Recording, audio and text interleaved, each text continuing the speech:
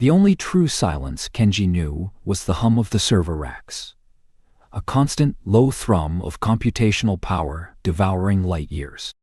Another sunrise, another flickering monitor against the permanent violet bruise beneath his eyes. 18 hours, maybe 19, since his last forced reboot, a microsleep administered by the Ministry's ever-watchful protocols. He watched the singularity on his screen, a swirling vortex of simulated spacetime, consuming everything around it. Soon, a second, smaller one would appear, drawn inevitably to its gravitational embrace. His fingers, numb with fatigue, hovered over the input, ready to initiate the merger. Could two become one? The question, in theory, was academic. In the chill, air-conditioned glow of his cubicle, however, it felt less like physics and more like a prophecy whispered from the edge of a deep, dark dream he couldn't quite remember. The weight of unrest. The only true silence Kenji knew was the hum of the server racks, a constant, low thrum of computational power devouring light years. Another sunrise, another flickering monitor against the permanent violet bruise beneath his eyes. 18 hours, maybe 19. Since his last forced reboot, a micro-sleep administered by the Ministry's ever-watchful protocols. He watched the singularity on his screen, a swirling vortex of simulated spacetime, consuming everything around it. Soon, a second, smaller one would appear, drawn inevitably to its gravitational embrace. His fingers, numb with fatigue, hovered over the input, ready to initiate the merger. Could two become one? The question, in theory, was academic. In the chill, air-conditioned glow of his cubicle, however, it felt less like physics and more like a prophecy whispered from the edge of a deep, dark dream he couldn't quite remember. His cubicle, a 6-foot by 6-foot cell of cool gray composite, was identical to 1,000 others stretching into the hazy distance of Sector Gamma.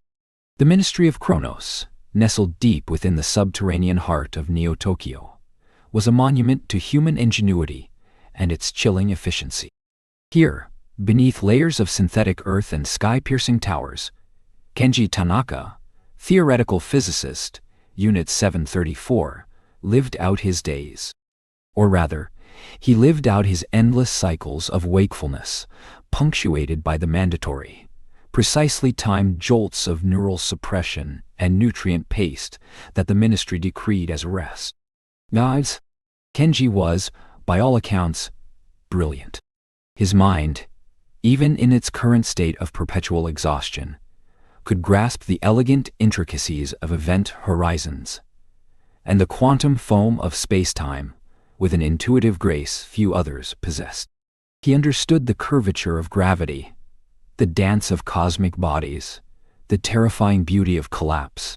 It was this innate aptitude, discovered and cultivated by the Ministry from his early childhood, that had landed him here, forever tethered to his terminal, pushing the boundaries of gravitational mechanics. He was a master of the abstract, a cartographer of the void, and he was so tired. The violet bruises beneath his eyes were just the surface. His bones ached with a deep, pervasive weariness that no amount of synthetic sleep could alleviate. His muscles felt like leaden ropes, his thoughts like thick, slow currents in a murky river. The very air, recycled and filtered, tasted of metal and stale ozone. He missed the scent of rain, the warmth of genuine sun on his skin, the chaotic symphony of a city that wasn't humming with the controlled, precise thrum of server racks. Neo-Tokyo, as he vaguely remembered it from the brief glimpses during automated transit or through heavily filtered news feeds, was a metropolis built on perpetual motion and manufactured order, mirroring the Ministry's own relentless pulse. Sleep, it seemed, was a luxury for the inefficient, a weakness purged from the grand design. His work? Simulations of gravitational singularities was a delicate ballet of numbers and theoretical constructs. Today's project, Project Eventide, was particularly demanding. The initiation and observation of a binary black hole merger. On the multi-spectrum display, the primary singularity, designated Alpha 1, was a terrifyingly beautiful entity. Its accretion disk, rendered in swirling purples and blues, pulsed with simulated X-rays, its gravity well warping the grid of simulated spacetime around it into a funneled abyss. Kenji had spent months, years refining the parameters, calculating the precise vectors for the introduction of Beta 2, the smaller rogue singularity now appearing at the edge of the simulated void. Beta 2 was a hungry, nascent beast, drawn inexorably towards its larger sibling, its own nascent accretion disk, beginning to glow with proto-energy. He had run this simulation hundreds of times, tweaking parameters, observing minute variations. But something about this particular run felt different. A cold tendril of unease, deeper than mere fatigue, coiled in his gut. The data stream scrolled endlessly, encrypted variables he wasn't privy to, algorithms he didn't fully comprehend, all feeding into his core task: the precise modeling of black hole dynamics. He was a specialist, his focus narrow, deep, and intentionally so, he suspected. The Ministry of Chronos operated on a strict need-to-know basis, its vast labyrinthine corridors segmented into hyper-specialized departments. Kenji's sector, gravitational mechanics, rarely intersected with, say, temporal anomaly studies or hyperdimensional transport. Yet, the omnipresent Chronos in the Ministry's name, the way certain project titles hinted at applications beyond pure theoretical research, Project Eventide, Project Chronos Gate, Project Singularity Harvest, all stirred a quiet dread within him. He was building something. Not just models, but perhaps the foundational physics for something tangible. And the purpose of that something remained agonizingly, terrifyingly opaque.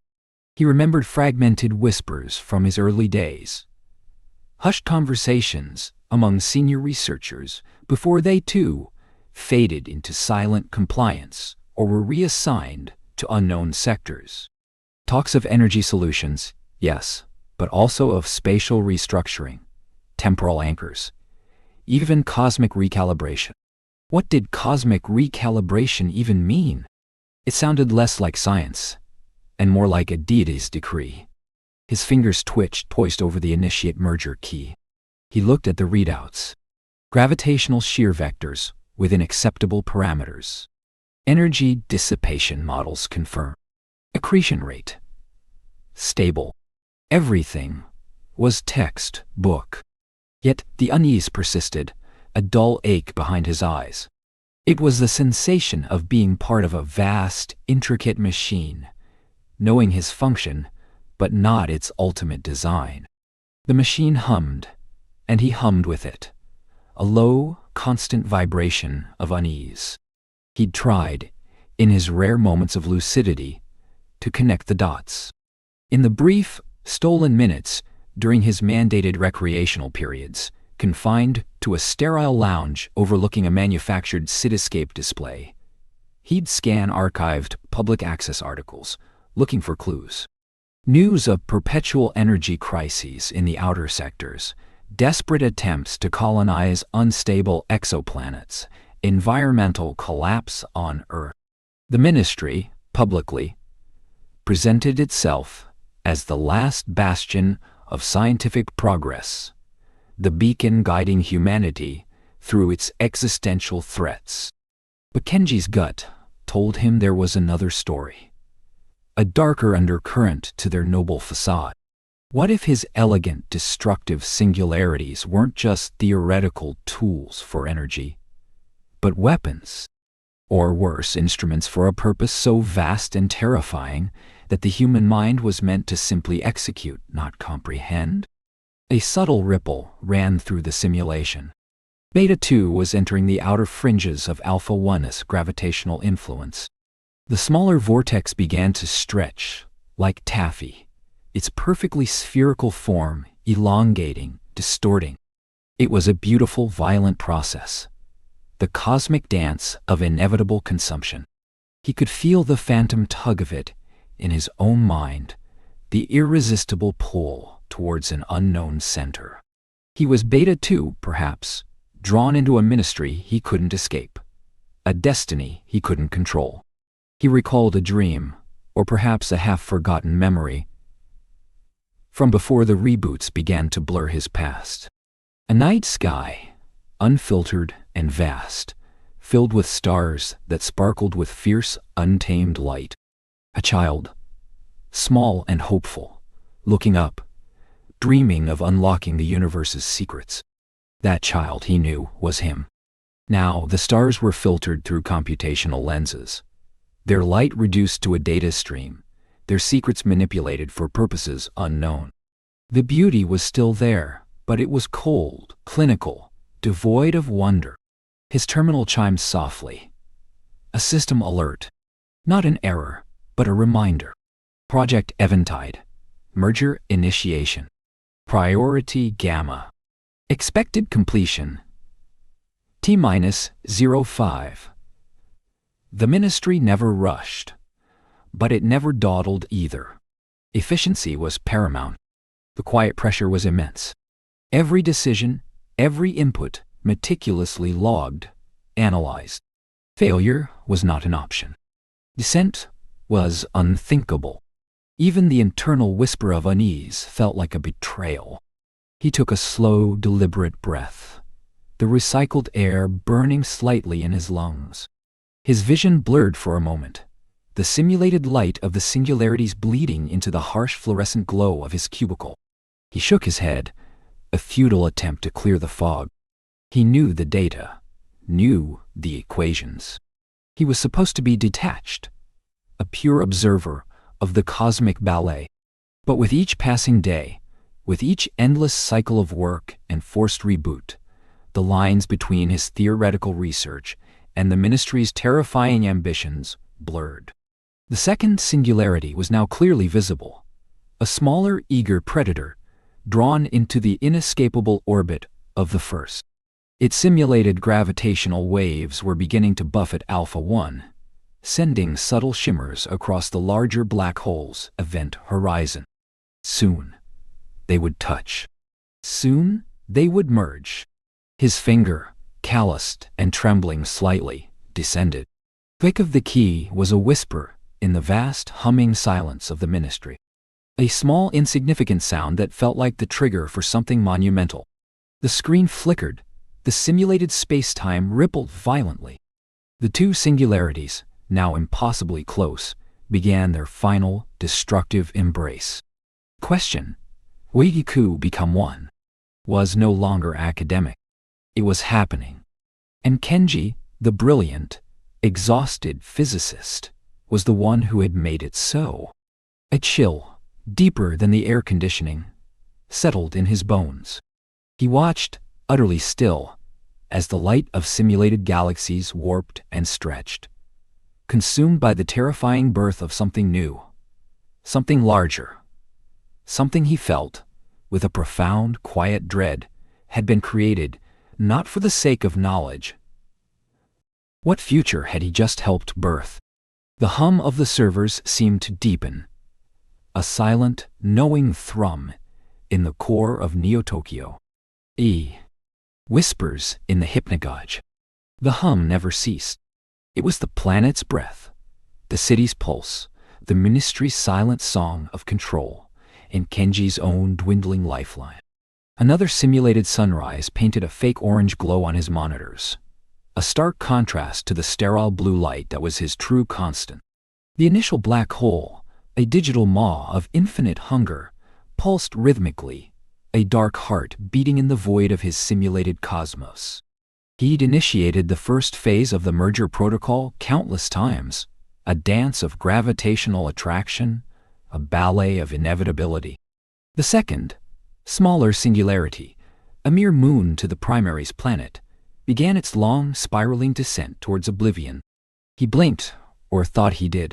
For a fleeting instant, the swirling black mass on his screen seemed to stretch, not in a manner consistent with relativistic effects, but as if a vast, unseen hand had smeared it across the viewport. Acre. Like a corrupted video file.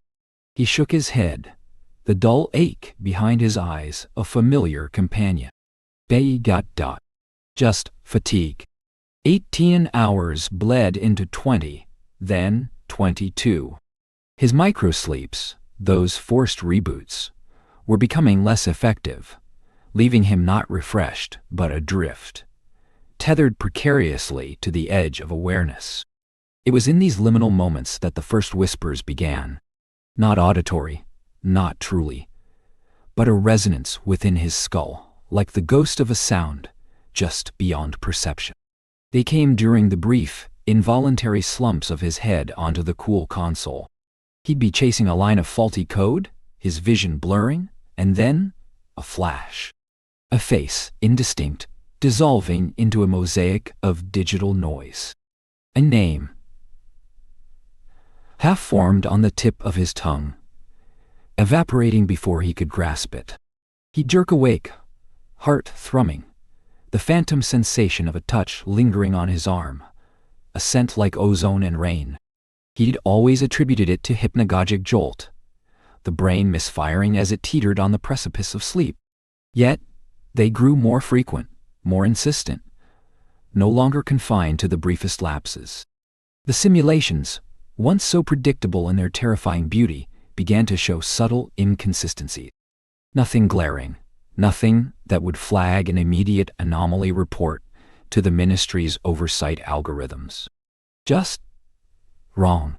The energy signature from the colliding accretion disks, for instance.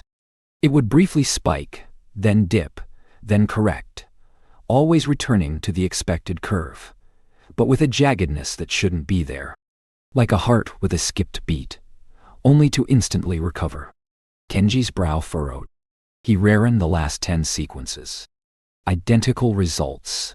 He checked the system logs, the hardware diagnostics. All green. Perfect. The server racks hummed their perfect song of efficiency. Just calibration drift, he muttered, his voice a dry rasp in the vast, echoing chamber of the lab. He dismissed it, manually adjusting the parameters, feeling a hollow unease bloom in his chest. But the whispers didn't cease. They bled into his waking hours.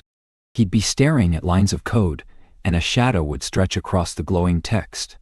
A shadow that wasn't his own, too vast, too deep. He'd glance up, and the sterile white walls of his cubicle would seem to ripple, just for a moment, like water disturbed by an unseen stone. He'd smell rain where there was none. Feel a cold draft on his neck in the perfectly climate-controlled environment. He started to see patterns in the static on his secondary monitor, faces in the swirling nebulae of his desktop background. The familiar comfort of his rational mind, his fortress of logic, began to fray at the edges. Accessing tertiary convergence phase, his internal system voice announced, devoid of inflection. On screen, the smaller black hole accelerated, its gravitational pull warping the very fabric of the simulated spacetime around it, pulling matter, light, and eventually, its larger sibling, into a tightening embrace. This was the moment of no return. The point where two became one. A jolt. Not physical, but mental. He'd blinked again. And this time, the hallucination was undeniable, visceral. He wasn't in his cubicle. He was falling. Falling through an infinite blackness. The roar of compressed stars in his ears. A chilling wind tearing at him. Though he felt no body. Around him, not stars, but countless flickering monitors, each displaying his own face, distorted, screaming silently. He could smell ozone, feel the coldness of space, the crushing weight of an unseen pressure. Kenji, A voice, not his, but impossibly deep, resonant, vibrated through his very bones. Can two become one? Or are they always fragments? He gasped, lurching forward, his forehead slamming against the cool, smooth surface of his console. The shock of the impact cleared the vision, but not the terror. His breath hitched in his throat, ragged and loud in the silence. He was back. The server hummed. The screens glowed. The simulation continued its inevitable course. But something was wrong. Profoundly, fundamentally wrong. On the primary display, the two black holes had converged. But instead of settling into a single, larger, more stable singularity, as every theoretical model, every prior simulation had predicted, something else was happening. The newly merged entity wasn't spherical. It was pulsating. Not the gentle ebb and flow of a gravitational wave emission, but an erratic, violent tremor. And from its surface, where the event horizon should have been an impenetrable veil, there were flashes. Not of light, but of void. Brief, instantaneous tears in the fabric of the simulation, revealing a deeper, darker nothingness beyond the black hole itself. Like cracks in a mirror, showing something other than the reflection. Kenji's eyes, wide and bloodshot, darted to the data readouts. They were spiraling. Energy levels were off the charts, but not in a way that made sense. Negative values flickered briefly, then positive, then negative again, with no discernible pattern. Mass energy conservation laws were being flagrantly violated. Information loss was occurring at an exponential rate, far beyond what the Hawking radiation model allowed. And then, the most impossible anomaly.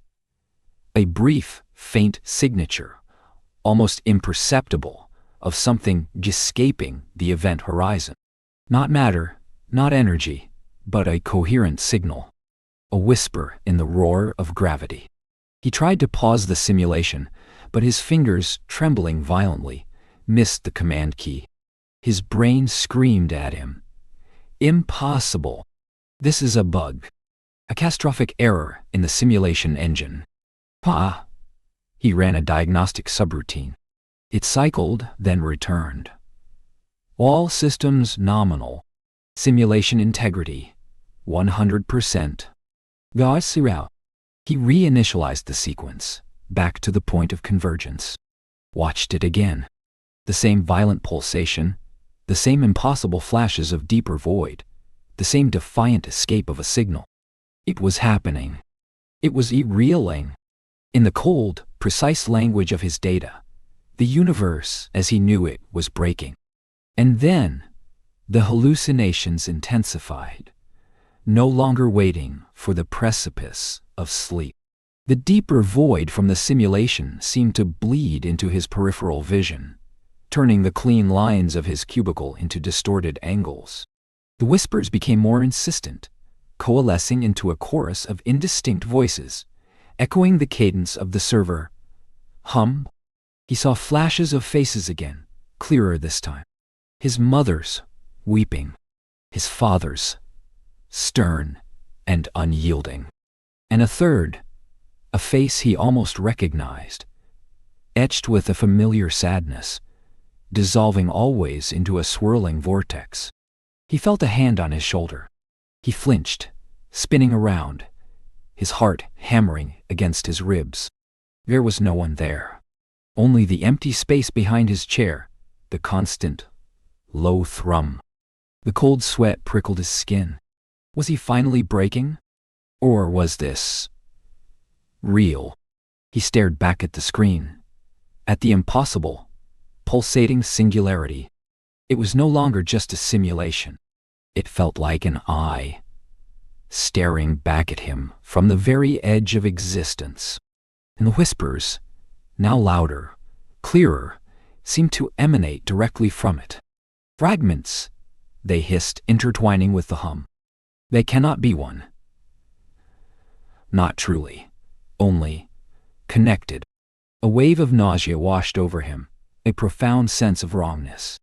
The digital black hole on his screen, no longer an abstract concept, was a gateway.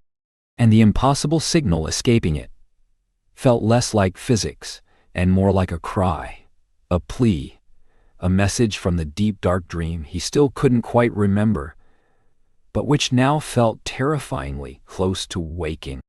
His hands hovered over the console, not to initiate a merger, but to desperately shut it down, to sever this terrifying link. But something held him back. A morbid curiosity, a horrifying realization that perhaps, just perhaps, the anomalies weren't errors at all. Perhaps they were the truth. And the truth was whispering from the void. The Ministry's gaze. The digital universe on Kenji's screen shimmered, an impossible ballet of cosmic giants. He hadn't slept, not truly, for what felt like an eternity since the Ministry's last forced reboot, but the exhaustion had receded into a dull hum, replaced by a crystalline focus. For weeks, the simulations had run, thousands of iterations, each a testament to the inexorable laws of gravity and the terrifying beauty of destruction. Yet what he witnessed now was unexpected. The primary singularity, a colossal, emerald-tinged void, had indeed consumed the smaller, cobalt twin. The event had been violent, a symphony of gravitational waves and light-speed jets of matter, exactly as predicted. But in the aftermath, as the space-time ripples subsided and the new unified entity settled, something peculiar emerged. Not merely a larger black hole, but a faint, almost imperceptible resonance. A subtle flicker in the background radiation of the simulated cosmos. An echo that didn't dissipate as it should have. It was like a memory held within the fabric of space-time itself, a ghost of the devoured. His fingers, surprisingly steady, despite the tremors of fatigue deep in his muscles, zoomed in, ran diagnostics, cross-referenced data. Out. The echo wasn't energy. It wasn't matter. It was information. A complex, entangled data signature, retaining fragments of the smaller singularity's unique quantum state. Somehow preserved, woven into the new monolithic entity, rather than obliterated. It defied current theoretical models of black hole information, paradox resolution. It suggested a form of memory inherent in the merger, a way for two entities to become one, yet retain a ghostly imprint of their individual pasts. A cold shiver traced its way down Kenji's spine, unrelated to the cubicle's Arctic air conditioning. This was not merely astrophysics. This was something else. Something about information, about identity, about the indelible mark of existence. He felt a profound sense of isolation, the weight of a secret he hadn't sought. He knew with the chilling certainty of one who had spent too long listening to the universe's silent whispers, that this finding would not remain confined to the academic archives. The Ministry, omnipresent and omniscient, was already watching. He felt their gaze like a pressure on the back of his neck, a digital current flowing through the very server racks that hummed around him. The notification, when it appeared, was not a surprise. A sterile, unobtrusive chime, a simple text message, report to Minister Sato's antechamber. Immediate. No pleas, no requests. Just an order, delivered with the quiet authority of an undisputed god. His limbs felt heavy, like lead, as he rose. The corridor outside his cubicle was a study in minimalist oppression. Polished steel, seamless white walls, and a faint, almost imperceptible scent of ozone and synthetic disinfectant. He passed other cubicles, other weary figures hunched over flickering monitors, their lives consumed by the Ministry's relentless pursuit. Whatever it was the Ministry pursued. They were all cogs in a colossal, unseen machine, and Kenji, with his unexpected discovery, had just become a newly sharpened tooth. The journey through the Ministry of Kronos felt endless. Each floor was identical, yet the air seemed to thicken, the silence deepen as he ascended. The higher he went, the less artificial light there was, relying instead on the soft, diffuse glow from unseen sources, making shadows stretch and dance like specters. He passed a few silent guards, their faces devoid of expression, their movements preternaturally smooth. Everything in the ministry was designed to convey absolute control, absolute authority, absolute inevitability. Minister Hiroshi Sato's antechamber was not ostentatious. It was understated to the point of austerity. A single low-slung bench against a wall of dark, unpolished wood. The only adornment was a single, meticulously arranged branch of a cherry blossom, its fragile, pale pink blossoms, a stark contrast to the severity of the room. A young aide, impossibly neat in a charcoal uniform, emerged from an inner door. Her smile was as practiced as it was hollow. "Kenji-san, the minister will see you now." Her voice was a soft murmur, barely disturbing the stillness. Sato's office was even more minimalist.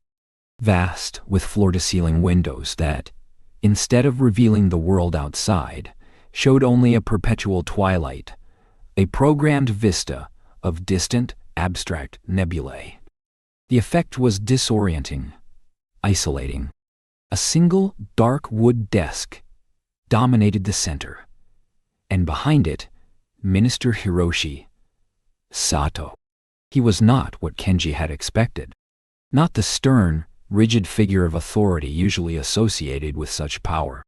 Sato was slender, almost delicate, dressed in simple, dark traditional robes that seemed to absorb the dim light. His hair, stark white and meticulously combed back, framed a face of unsettling serenity. His eyes, however, were ancient, like polished obsidian, missing nothing. There was a faint, almost imperceptible scent of sandalwood in the air. "Kenji-san," Sato's voice was a low, resonant baritone, a whisper that somehow filled the vast space without effort. "Please, be seated." He gestured to a solitary cushion on the floor, opposite his desk. There were no chairs. Kenji knelt, feeling the unfamiliar pressure on his knees, a subtle reminder of his place. "Your recent findings are intriguing, Kenji-san," Sato began, his gaze unwavering. He held a small, polished stone in his hand, turning it slowly, as if examining every facet. The concept of information retention during a gravitational collapse. A truly novel interpretation of the information paradox. Kenji swallowed, his throat dry. "Minister, it's merely a theoretical observation within the simulation. The parameters are yours, Kenji-san, and they appear to be remarkably robust." Sato's lips curved into a faint, almost imperceptible smile. It didn't reach his eyes. "Tell me, in your own words, what does this echo truly signify? This memory of the consumed, preserved within the new entity?" Kenji took a breath, trying to compartmentalize the scientific from the intuitive dread. "It suggests that the merging of two singularities, while annihilating their individual physical forms, doesn't necessarily erase their quantum states entirely. A trace, a faint imprint, remains. It's as if the new, unified singularity carries within it." He hesitated, then added, "It challenges the prevailing understanding of information loss at event horizons." "Minister." Sato nodded slowly, still turning the stone. "Indeed, it challenges much. The question, Kenji-san, is not merely can two become one, but rather, what precisely becomes of the two after they become one? You have offered a most compelling answer." His eyes finally met Kenji's, and for a moment, Kenji felt as though his very soul was being meticulously catalogued. "The Ministry of Kronos, as you know," Sato continued, his voice still a soft murmur, "is dedicated to the understanding, and where necessary, the management of time. causality. The flow of events. Kenji's heart began to thud, a dull drumbeat against his ribs. The words were abstract, veiled, but the implication was a chilling breath on his neck. This merger aspect, Sato said, leaning forward almost imperceptibly, is of paramount interest to us, not merely for its astrophysical implications, profound as they may be. The silence that followed was heavy, pregnant with unspoken possibilities. Kenji felt a cold knot tighten in his stomach. He suddenly saw the ministry's true purpose, or at least a glimpse of it, reflected in Sato's obsidian eyes. This wasn't about black holes. It was about control. Control over the past, the present, perhaps even the future. If Kenji's merger theories could preserve information through ultimate annihilation, what could they do for other forms of mergers? Data consolidation on an unprecedented scale, identity transfer, consciousness integration? The very idea was monstrous. Minister, Kenji began, his voice barely a whisper. The principles are theoretical, derived from extreme gravitational conditions. Applying them to other contexts would be purely speculative. Sato merely smiled, a thin, knowing smile. Speculation, Kenji-san, is the midwife of innovation. The ministry requires a deeper understanding of these theoretical models. Accelerated progress, if you will. We need to explore the parameters of this information retention, this memory of the merged entity. The word urgency was delivered with a velvet glove, yet it felt like an iron fist. Sato's eyes gleamed, reflecting the simulated nebulae behind him. We believe your unique insights hold the key to truly understanding the fabric of existence and how it can be reshaped. To that end, you will be given all necessary resources. Your current project will become the ministry's highest priority. Kenji felt a tremor run through him. Resources meant freedom from the constant microsleeps, perhaps better equipment, but it also meant absolute scrutiny. His work would no longer be his own. It would be a tool, sharpened for a purpose he could only dimly, terrifyingly imagine. The quiet desolation of his cubicle now seemed a refuge compared to this grand, terrifying stage. We anticipate significant breakthroughs, Kenji-san, Sato continued, his voice dropping even lower, almost a conspiratorial whisper. The potential for unifying disparate data streams, for reconciling divergent realities, for ensuring a more stable temporal progression is immense. Your work will be instrumental. The words hung in the air, reconciling divergent realities. Kenji remembered the minister's title, Chronos, time on. What if the ministry wasn't just observing time, but fixing it? Forcing disparate timelines, conflicting histories, into one unified ministry-approved reality? And his black hole merger, with its ability to assimilate and retain echoes, was the blueprint. Do you understand, Kenji-san? Sato's question was soft, but it brooked no dissent. It was a statement, an expectation. Kenji looked into the depths of Sato's eyes, seeing not ambition, but a profound, almost religious conviction. He saw the enormity of the power Sato wielded, the chilling implications of his request. He saw his own future, chained to this unsettling knowledge, forced to unlock secrets that would reshape the very nature of existence for the ministry's unfathomable goals.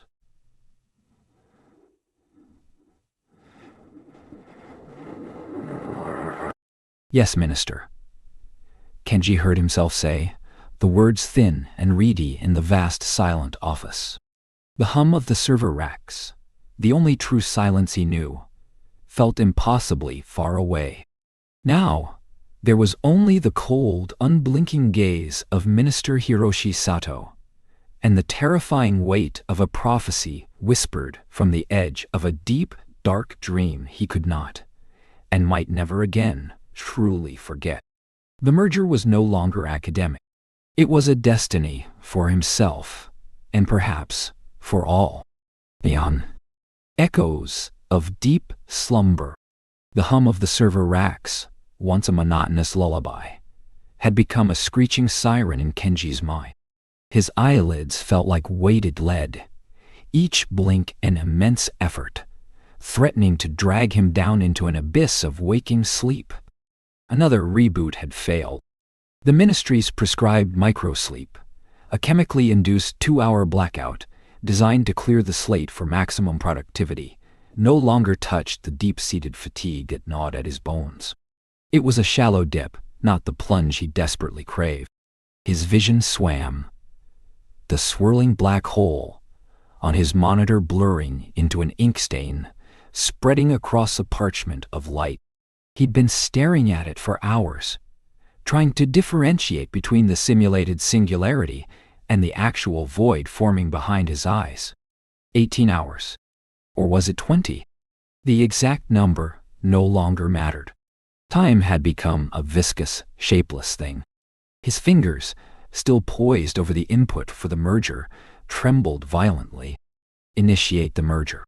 2 black holes becoming 1. He could barely focus on the command, let alone the intricate gravitational equations that underpinned it. He was a machine running on fumes, a cog grinding itself to dust. A whispered word, a rumor he'd dismissed as urban myth, began to echo in the hollow chambers of his skull. I sleep dens. Forbidden. Dangerous. But the concept, the very idea of it, shimmered like a mirage in his parched consciousness. Real sleep? Natural sleep. Not the ministry's manufactured cessation of awareness, but the deep, untamed wilderness of true slumber, where the mind could wander free, where dreams, actual dreams, not programmed thought loops, might bloom. He knew the risks. The ministry monitored everything. Every citizen's sleep cycle was tracked, optimized, controlled. Deviance was not merely punished, it was garrised. Yet, the terror of discovery was overshadowed by a more primal, immediate terror. The fear of breaking, of his mind simply shattering from exhaustion, leaving him an empty shell, good for nothing but disposal. He found himself somehow on the street. The air, crisp and tasting of ozone and synthesized algae, did little to revive him. The city, a labyrinth of vertical gardens and bioluminescent advertisements, pulsed with an artificial vitality. Drones, the ministry's ever-present eyes, hummed overhead, their optical sensors sweeping the narrow alleyways. Kenji kept to the shadows, a ghost in a city that never slept, a man desperately seeking its opposite. His movements were clumsy, a marionette with tangled strings. He remembered vague instructions gleaned from a hushed conversation weeks ago, a fragment of code, a sequence of precise turns down unmarked service corridors behind a bustling noodle stall. It felt like a dream itself, one he was struggling to grasp onto. He moved on instinct, guided by an intuition born of sheer delirium. Left at the flickering neon sign for Neo-Zen laundry, right at the discarded stack of nutrient paste containers. The alley grew narrower, darker, the ubiquitous glow of the city fading, replaced by the damp smell of stagnant water and old concrete. He pressed himself against a grimy wall, his heart hammering a frantic rhythm against his ribs as a sanitation bot whirred past, its sensors sweeping the ground. Finally, he saw it. Not a sign, not a lit doorway, but a subtle anomaly in the otherwise uniform pattern of a reinforced wall. A faint, almost imperceptible discoloration, a slightly misaligned seam dot. He pressed his palm against it, mimicking a pattern he had seen performed by a disheveled man once, a forgotten memory surfacing from the fog. Gap, tap, slide, hold, ding, dot. There was a soft click, barely audible above the distant city hum, and a narrow section of the wall slid inward, revealing a dark, surprisingly cool passage. He slipped inside, the panel sealing silently behind him, plunging him into near total darkness. The air was different here. Cooler, heavier, carrying the faint scent of earth and something indefinable, something ancient. He fumbled for his comlink, not to make a call, but to use its dim emergency light function. The passage was steep, a downward slope that felt endless. The only sound was the soft scraping of his worn ministry-issued boots on the uneven ground. This wasn't some prefabricated service tunnel. It felt like a forgotten catacomb dug by hand. After what felt like an eternity, the passage opened into a vast, cavernous space.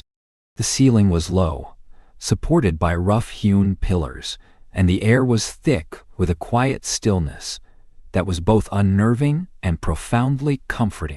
A soft amber glow emanated from scattered low-power bioluminescent fungi clinging to the walls, casting long, dancing shadows.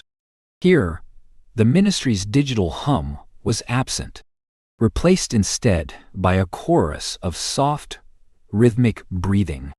This was it, the sleep den. Dozens of figures lay scattered across the packed earth floor, curled on thin, worn mats, or nestled into makeshift alcoves carved into the rock. Some were alone, others in small, silent clusters. Their faces, illuminated by the gentle, wavering light, were etched with the same exhaustion Kenji felt, but also with an incredible fragile peace. This was not the artificial stillness of ministry-induced micro-sleep. This was deep, vulnerable, natural rest. It was beautiful. It was terrifying. A wave of dizziness swept over him, threatening to collapse his already tottering frame. He stumbled, catching himself on a rough pillar. The sheer force of the longing, the desire to simply lie down and let go, was almost unbearable. He found an empty patch of ground, away from the others, and sank to his knees. Then slowly, carefully, lay flat. The cold, damp earth beneath him was a revelation.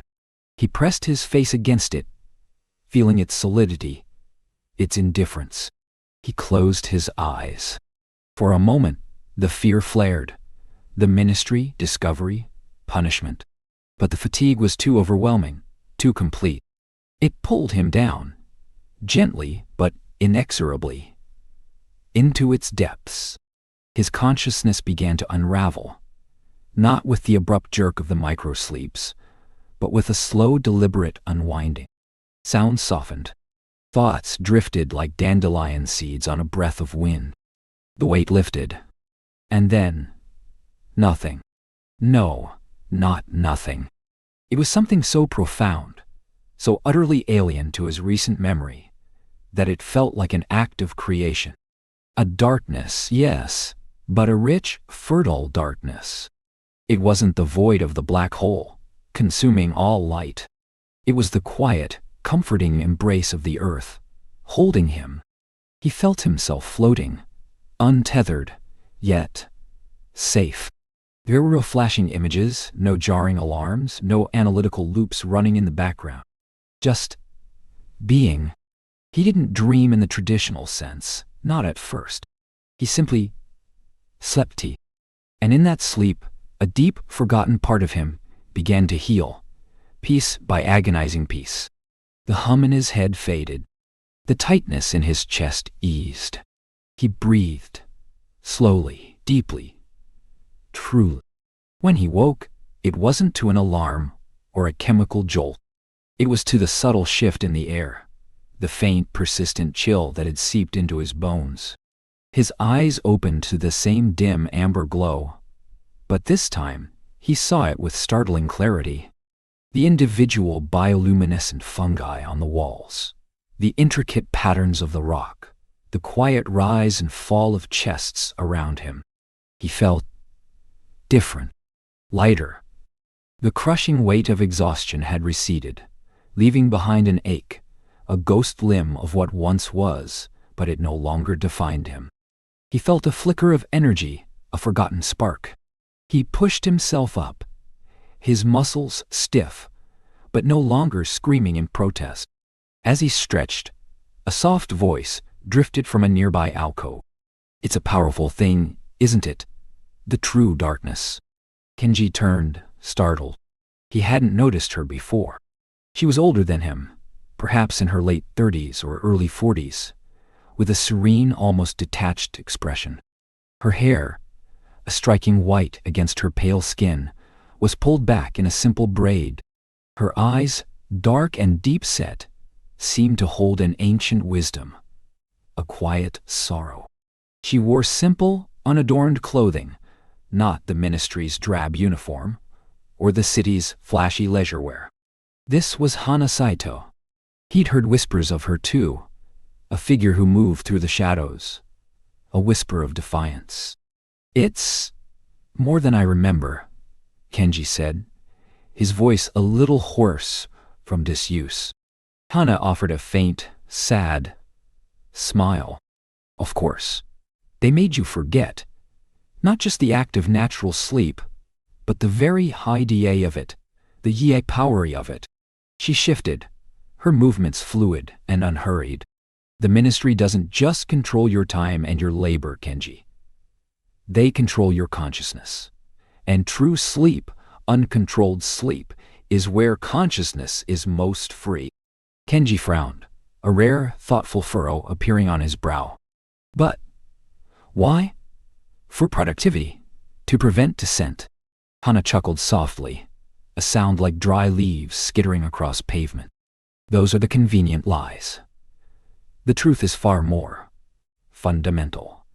When you truly sleep, your mind enters a state of deep processing. It weaves connections, synthesizes information, rebuilds neural pathways. It confronts its..." Her voice dropped to a near whisper. "Dreams are dangerous, Kenji. They are a gateway." "A gateway to what?" he asked, his voice barely audible above the quiet breathing of the others. The refreshed state of his mind, the clarity granted by real rest, made her words resonate with a chilling truth he would have dismissed as delirium just hours ago. "To a reality they cannot control?" Hana murmured, her gaze fixed on something beyond the cavern walls, something only she could see. "They feed you micro-sleeps, Kenji, because they want to control what your mind does when it's off duty. They want to prune the wild growth, to ensure you remain confined to the paths they lay out for you. Your dreams, your natural restorative..." Kenji looked around the quiet, illicit haven, then back at Hana. Her words, delivered with such calm certainty, sent a shiver down his spine that had nothing to do with the cave's chill. The ministry wasn't just preventing him from resting. They were preventing him from knowing, from remembering. The black holes on his screen, the merging of singularities. It wasn't just physics. It was a metaphor. Two things becoming one. But what if the ministry was trying to prevent the merging of consciousness, the merging of independent thought? Through the very act of sleep, he felt a profound shift within him, not just the physical renewal of rest, but a dawning realization, cold and stark. The hum of the server racks, the constant low thrum, that was the only true silence he knew, now sounded less like power and more like a cage, vibrating with the trapped thoughts of millions. He had come here seeking mere rest. He had found something far more disturbing. He had found a fragment of truth, whispered in the darkness, and a new kind of hunger began to stir within him. Not for sleep, but for understanding. The architect of wakefulness. The flickering emergency light above them cast long, dancing shadows, turning the sterile utility corridor into something akin to a cave. A low, persistent hum, distinct from the ministry's familiar server thrum, vibrated through the floor, the distant throb of some massive, hidden generator. Hana's voice was a whisper, a mere breath against the cool, recycled air, Yet it cut through the silence with the sharpness of a razor. Kenji felt the words, not just heard them, as if they were carving new pathways in his sleep-deprived brain. "They don't want you to sleep, Kenji," she began, her gaze fixed on his, steady and unnervingly direct. "Not truly, not naturally." He nodded, a slow, heavy motion that felt like pushing through thick water. The ministry's protocols, the forced reboots, the constant stimulation from their monitors, the subtly altered atmospheric compositions piped into every cubicle. He lived it. He wasn't it. He hadn't seen the sun rise with truly open, refreshed eyes in years. The violet bruises beneath his own had become a permanent landscape. "It's not just about productivity," Hana continued, her voice dipping lower, almost swallowed by the ambient hum. "That's the lie they feed the masses, the rationale for the endless work cycles and the mandatory awake enhancements. They tell everyone it's progress, a liberation from the inefficiency of unconsciousness. But it's far deeper, far darker." Kenji leaned against the cold metal wall, the chill seeping into his bones, a sharp contrast to the feverish heat of his mind. He'd always suspected, in the deepest, most inaccessible corners of his fatigue-addled consciousness, that there was a hidden purpose. The unnatural quiet of the cities at night, the glazed, unseeing eyes of the few people he saw outside the ministry, the way their conversations never strayed beyond surface-level banalities. It was all part of a larger, unspoken truth. "They're not just suppressing sleep," Hana explained, her words slow, deliberate, each one a stone, dropping into a still, dark pool. "They're harvesting the latent conscious energy that only manifests when the mind is at rest, when it wanders free of the waking world's constraints. Dreams, true inspiration, the undirected flow of thought. They call it psionic resonance or..." A cold knot tightened in Kenji's stomach. "Harvesting? How? What are you talking about?" Hana gestured vaguely around them, then towards the ceiling, as if indicating the vast, unseen network of conduits and sensors that laced every inch of the ministry, every building in the city, perhaps even beyond. The ambient neurological dampeners, the forced microsleeps, the subliminal pulses embedded in all entertainment feeds, the very air you breathe. It's all designed to fragment natural. He closed his eyes for a moment, picturing the millions of citizens, each one a tiny battery, drained of their deepest, most vibrant essence. The silence of the city, he realized, wasn't just physical. It was the silence of minds stripped bare, their inner worlds plundered. The populace, he understood now, were not just perpetually productive. They were perpetually empty, compliant. Drones. Their dreams, their fears, their unarticulated desires, the very wellspring of their individuality, all systematically extracted, leaving behind only the surface-level functions, the automated responses, the hollow shells. "And where does it go?" Kenji asked, his voice barely audible, raw with dawning horror. "What do they do with it?" Hana's eyes met his again, and this time, there was a profound sadness in them, an ancient weariness that seemed to age her beyond her years. "That's where your work comes in, Kenji. That's why you, of all people, were chosen for Project Singularity." He flinched, as if struck. His black holes. His beautiful, devastating black holes. The swirling vortexes of simulated spacetime that consumed everything, drawing a second, smaller one inevitably into its gravitational embrace. Could two become one? Question, academic on his screen, felt like a premonition now.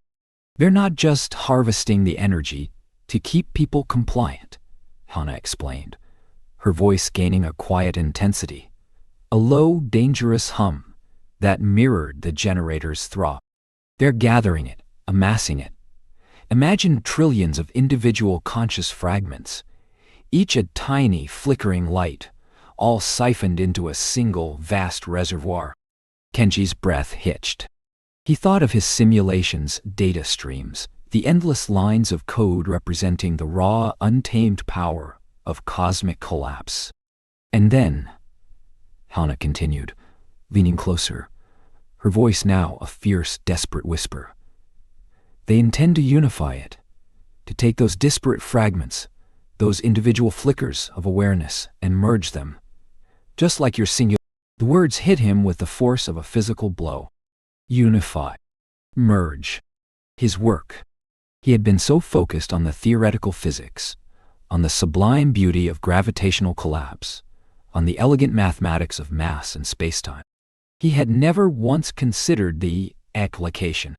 Not like this.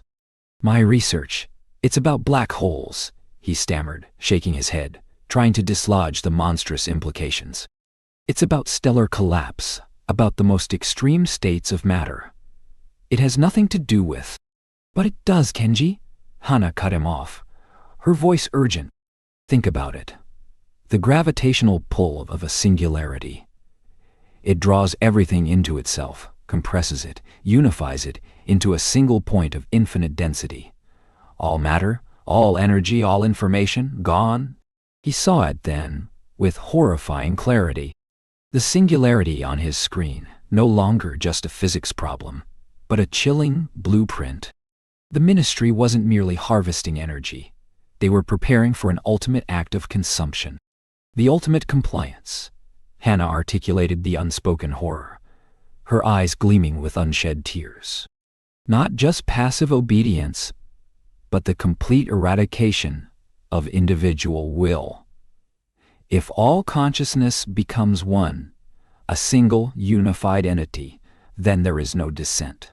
The air in the corridor seemed to thicken, pressing in on him, suffocating him. He thought of the deep, dark dream he couldn't quite remember. A dream that felt less like physics, and more like a prophecy whispered from the edge of a bottomless void. He had been trying to merge two singularities, two cosmic bodies into one. And all this time, the ministry had been watching, taking notes, calculating, planning to apply his elegant equations to the messy, vibrant, unpredictable chaos of human minds. They're not just unifying it, Kenji whispered, the terror clawing at his throat. They're absorbing it into something. Into them. Hana nodded, her face grim. Precisely. Your research provides the theoretical framework, the mathematical elegance. For this grand, terrifying. The hum of the distant generator suddenly sounded like a heartbeat, a slow, relentless drum, counting down to a final, inescapable merger. Kenji felt a wave of nausea, a dizzying blend of exhaustion and profound, existential dread.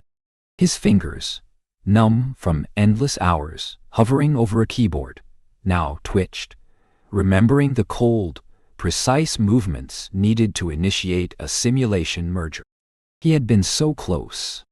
How many times had he nearly pressed the button on a simulation that was, in truth, a rehearsal for the end of individuality? The weight of his unwitting complicity pressed down on him, crushing his spirit. All those hours, all those sleepless nights, spent in the sterile glow of his cubicle, pushing the boundaries of cosmic physics, only to provide the blueprint for humanity's quiet, devastating demise. He had been a tool, a willing, blind instrument, in a machine designed to devour light years, not of space, but of the human soul. The only true silence Kenji knew had been the hum of the server racks. Now, he understood it was the sound of a world slowly, methodically, being stripped of its own quiet, precious dreams. And he, the sleepy scientist, had shown them how to make two into one, and in doing so, how to make everyone into nothing. It. A twisted reflection. The hum had shifted, or perhaps Kenji's perception of it had. It was no longer the steady drone of consumed computation, but a discordant murmur, like 1,000 whispers just beyond the threshold of hearing. The simulated singularity on his screen, a ravenous maw of purple and crimson, pulsed with a rhythm that felt less like an algorithm and more like a heartbeat, erratic and distressed. He had initiated the merger, watched the smaller, younger vortex spiral gracefully towards its inevitable demise, and then the anomaly. It wasn't a crash. It wasn't a freeze. It was worse. The data streams, normally a river of coherent information flowing from the point of merger, were fractured. Not just fragmented, but erased. The energy signatures that should have radiated outwards, confirming the conservation of mass and information, were simply gone, vanished. It was as if the smaller singularity, upon reaching the event horizon of the larger, didn't merge but simply ceased to exist. Its informational imprint, its unique signature, was nowhere to be found. Only the larger entity remained, subtly altered, perhaps a fraction larger, but fundamentally unchanged in its core identity. Kenji's numb fingers tightened on his input device. He ran the simulation again, and then a third time. The results were identical. This wasn't a statistical outlier. It was a consistent, reproducible phenomenon within his simulated universe. His programmer's brain screamed at the impossibility. Black holes, by their very nature, were thermodynamic objects. They conserved information, albeit in a scrambled form. This wasn't conservation, it was obliteration. A prickle of unease traced its way up his spine, a cold sensation unrelated to the air-conditioned chill. He pulled up the raw data logs, zooming into the nanoseconds around the moment of singularity contact. The energy spike, the gravitational interaction, all perfect. Then, a sudden, inexplicable flatline in the outgoing information stream from the point of origin of the smaller entity. It was as if the data had been biofiltered, actively suppressed. He leaned closer, his eyes, already aching, straining against the glow.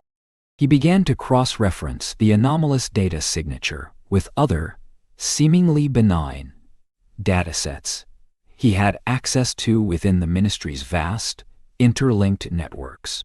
He was looking for a pattern, a known error, a glitch in the simulation engine. What he found instead was a ghost, a faint, almost imperceptible echo.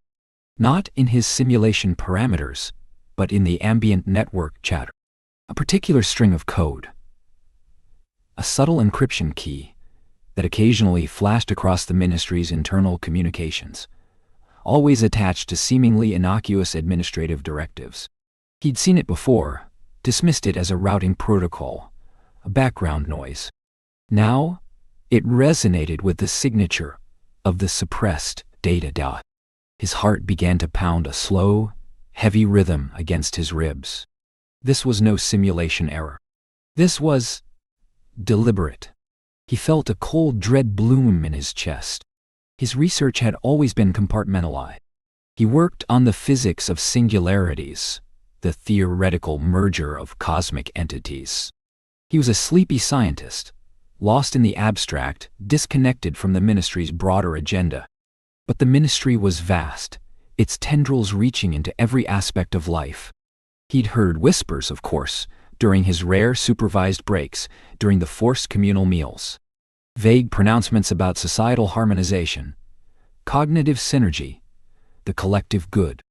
They'd seemed like idealistic, if somewhat Orwellian, platitudes. Now, they began to take on a terrifying new clarity. He thought of the microsleeps, the reboots administered by unseen protocols. The way his memories sometimes felt hazy, punctuated by gaps. Quiet disappearances of colleagues who asked too many questions, or seemed too individual. They didn't vanish violently. They simply ceased to be. Reassigned. Redeployed. Integrated. Driven by a nascent terror, Kenji burrowed deeper into the network, using the anomaly's signature as his key. He bypassed security layers, not with malicious intent, but with the desperate focus of a man trying to understand a sudden, impossible reality. He felt like he was sifting through sand, searching for a single grain of truth. Then he found it, tucked away in a deeply encrypted, rarely accessed subnet. A project name flashed onto his screen, stark and chillingly precise. Project Chronos Unification. The words seemed to scream in the silent cubicle. Chronos. Time. Unification. Merger.det. His breath hitched. He clicked the link, his fingers trembling, a cold sweat breaking out on his brow. The file wasn't a physics paper. It was a strategic brief, written in the ministry's familiar, detached, clinical language. It spoke not of cosmic singularities, but of cognitive architecture, neural pathways, consciousness mapping. It detailed a terrifying vision, a future where all individual consciousnesses would be integrated into a single overarching collective mind. It was presented as the ultimate solution to conflict, inefficiency, and dissent, the eradication of aberrant thought patterns, optimal societal resource allocation, absolute informational transparency. His eyes darted across the text, his mind reeling. The goal was to eliminate individuality, to erase the noise of subjective experience, forging a singular, unified will. The merger wasn't a metaphor. It was the absolute total absorption of one mind into another, with the absorbed entity's unique identity utterly dissolved, its informational content processed, filtered, and then discarded if it didn't align with the collective. And then the horror truly set in. He looked back at his simulation. The two black holes. The smaller one, drawn inexorably to the larger. The obliteration of its unique signature upon merger. The black holes weren't abstract, cosmic phenomena. They were mind-sane, individual consciousnesses. His simulations weren't theoretical explorations of astrophysics. They were prototypes. He wasn't studying the universe. He was designing the mechanism of its ultimate horrific simplification. He was simulating the obliteration of individual thought, the forced merger of souls into a compliant, single entity. His sleepy scientist persona shattered, revealing the raw, panicked human beneath. The tranquil hum of the server racks transformed into a monstrous roar in his ears. 1,000 computational engines grinding towards the final, irreversible act of unification. The violet bruise beneath his eyes suddenly felt like a brand, a mark of his unwitting complicity. His forced reboots, the micro-sleeps, the gaps in his memory, they weren't just ministry protocols for efficiency. They were initial steps, data gathering, perhaps even subtle conditioning, preparing him for some future integration. He thought of his own fragmented memories, the vague sense of loss that sometimes permeated his dream. Had pieces of him already been absorbed? Was he already merely a ghost, designing his own final erasure? A wave of nausea washed over him. The ministry, with its quiet directives and pervasive control, wasn't just observing him. It was using him. He was a blind engineer, crafting the very chains that would bind humanity. The benign question, could two become one? Now echoed in his mind as a chilling prophecy. One would devour the other, and only the devourer would remain. A monstrous collective consciousness consuming all difference, all dissent, all thought. Where? Gold air of the cubicle, once a comfort, now pressed in on him, suffocating. He was trapped in a glass box, watching the blueprint for his own extinction unfold on his screen. The simulated black hole pulsed, a dark, silent eye staring back at him, reflecting his horror, mirroring the ultimate fate of all who resisted the Chronos unification. His black holes were not just theoretical. They were a visualization of humanity's deepest, most terrifying nightmare. The loss of self, not in death, but in absolute, conscious oblivion within the vast, cold embrace of a unified, controlling will. E.T. The Sleeper's Gambit. The soft hum of the server racks, once a lullaby of purpose, now felt like the low thrum of a trapped beast, its heart beating in a cage of steel and light. Kenji stared at the primary monitor. The simulated black hole, a perfect, terrifying void, its event horizon shimmering with the digital effulgence of absorbed light. Beneath it, lines of code scrolled, the intricate tapestry of equations that defined its existence, its theoretical behavior. His duty, once a comforting blanket woven from scientific curiosity and state-sanctioned purpose, had become a shroud, suffocating him in its wake. The moral imperative, born from the whisperings of a fragmented memory and the chilling implications of Project Erebus, was a sharp, cold blade against his throat. He saw it now, with dreadful clarity. The Ministry wasn't merely observing cosmic phenomena. They were seeking to control it, to harness something that defied human scale or comprehension. The black holes were not just a study. They were a blueprint, a weapon in the making. His fingers, still calloused from countless hours at the console, moved with a newfound, almost spiritual deliberation. He was no longer merely a scientist optimizing a simulation. He was a saboteur, an artist of theoretical decay.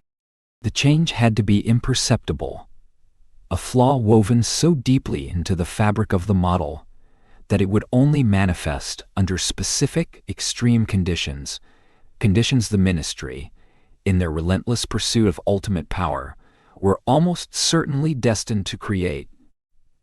He began with the gravitational constants, minute adjustments, fractions of a decimal point that would, over vast simulated time, subtly alter the rate of accretion, the tidal forces, the very geometry of spacetime around the merging entities.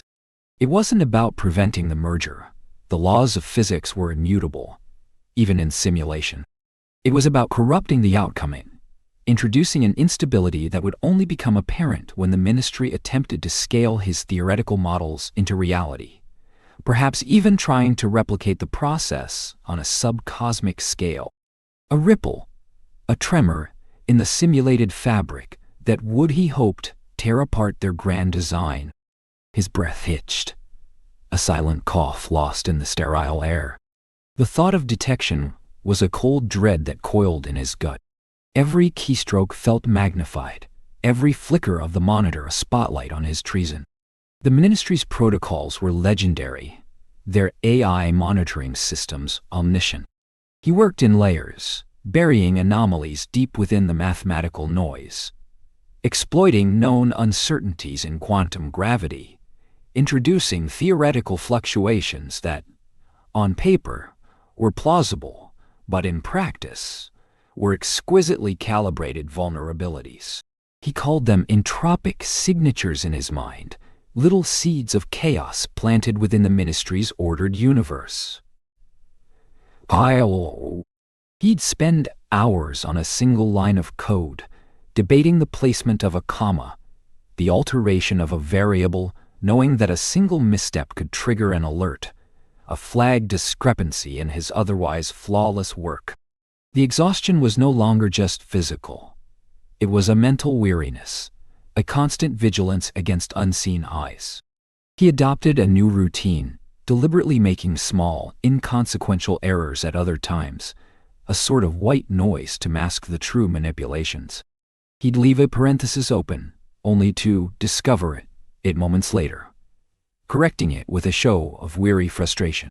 It was a performance for an audience that wasn't there, yet was everywhere. The silence of his cubicle, once his sanctuary, was now a reverberating chamber of his guilt and his resolve. He missed the true silence of space, the kind only found beyond the atmosphere, where no servers hummed and no protocols watched. But even in that wistful longing, a new kind of silence had begun to emerge, one shared only with Hannah. Their collaboration was a delicate dance on the precipice of discovery. Hannah, an analyst in the Ministry's data integration department, was his lifeline to the world beyond his simulations. She possessed an uncanny ability to navigate the labyrinthine digital corridors of the Ministry's systems, a shadow flitting through data streams. They communicated through ghost channels, encrypted messages embedded within innocent data packets, disguised as routine maintenance logs or forgotten personnel files. Their first exchange had been a simple, innocuous data string, a query about an archived astronomical event. Buried within the timestamp, Kenji had found a single, non-standard character. A clue. He'd responded with a similarly crafted message, a theoretical paper containing a seemingly random sequence of numerical values. He'd found her contact, an old, almost deprecated forum for inter-ministry recreational programmers, a place the primary AI surveillance rarely bothered to scan with full bandwidth. Their discussions, they were always about obscure coding challenges. But within the obfuscated parameters and seemingly innocent variables, they wove their true plans. Theoprime convergence models show anomalous decay in projected gravitational field stability. Kenji typed, his fingers moving with practiced ease, the words themselves a code. This was his report on his latest sabotage, couched in scientific terms. He was referring to the subtle flaws he'd introduced in the black hole models, making them inherently unstable for large-scale application. He waited, the seconds stretching into eternities. The air conditioner hummed. The flickering blue light from the monitor painted his face in shifting shadows. He imagined Hannah, somewhere in the Ministry's sprawling complex, perhaps in a cubicle mirroring his own, her mind racing, her fingers dancing across her own keyboard. He pictured her face, framed by dark hair, her eyes holding that same quiet intensity, that same weariness that spoke of knowledge, too heavy to bear alone. He barely knew her, not truly. Their bond was forged in the crucible of shared dissent, a silent pact against an omnipotent force. A faint chime, barely audible, signaled an incoming message. His heart hammered against his ribs. He accessed the old forum, his face a mask of bored compliance, should any surveillance system momentarily focus on him. Hannah's reply appeared under the guise of a programming tip for a multi-threaded recursive algorithm. Your analysis aligns with independent simulations from Node 7, though their parameters diverge significantly. Proposed solution. Introduce entropy. His blood ran cold, then surged with a grim satisfaction. Node 7. That meant the Ministry was indeed trying to apply his theories, perhaps even building a prototype, a scaled-down version of the black hole containment system.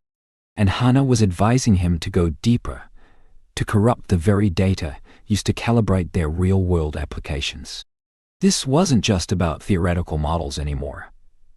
It was about the EA process of implementation. Calibration phase, he murmured to himself. The words a silent prayer and a whispered curse. That was it. The Ministry would feed his flawless theoretical models into their calibration systems, trying to translate his abstract physics into tangible engineering. If he could embed an additional layer of instability there, a data cascade that would trigger a catastrophic failure, it would be their undoing. The plan began to solidify, chillingly clear. He would continue his subtle sabotages within the simulation, making the black hole mergers inherently unstable when scaled up.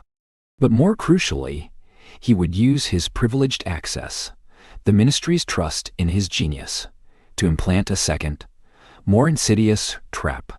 When the Ministry transferred his completed models to the core systems for calibration, the process by which raw data from simulations was refined and translated into engineering schematics and operational parameters, he would introduce a digital entropic signature, a fragment, a subroutine, disguised as error correction or system optimization, that would subtly corrupt the calibration data itself, leading to miscalculations, critical flaws in the ministry's applied physics, ensuring any attempt to create It was a terrifying thought. The potential for catastrophic real-world failure, for uncontrolled energy release. But the alternative, the ministry succeeding, was far worse.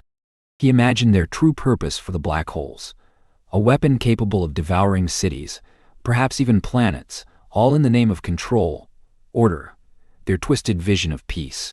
He glanced at his reflection in the dark glass of the monitor. Gaunt, eyes bloodshot, a ghost of the ambitious young scientist he once was. The ministry had drained him, but in doing so, they had also hollowed out a space for rebellion to take root. He was no longer just Kenji, the sleepy scientist.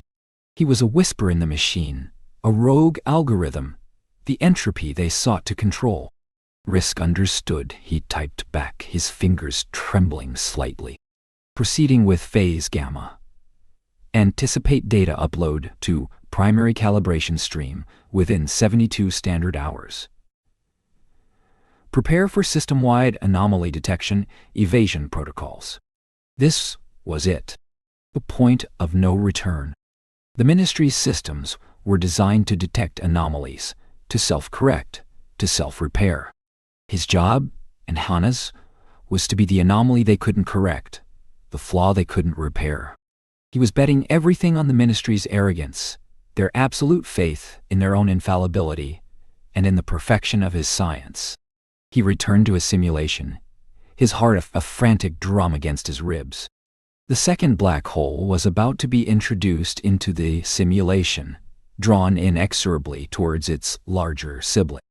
His task was to ensure that when it arrived, the beautiful, terrifying cosmic dance would carry within it the seeds of its own destruction, a digital plague awaiting its activation.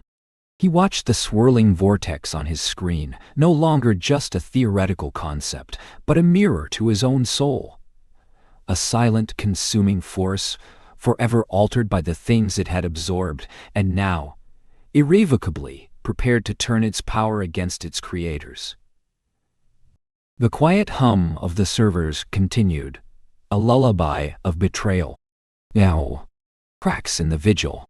The hum never truly left Kenji, a low-frequency drone that had become an extension of his own strained consciousness.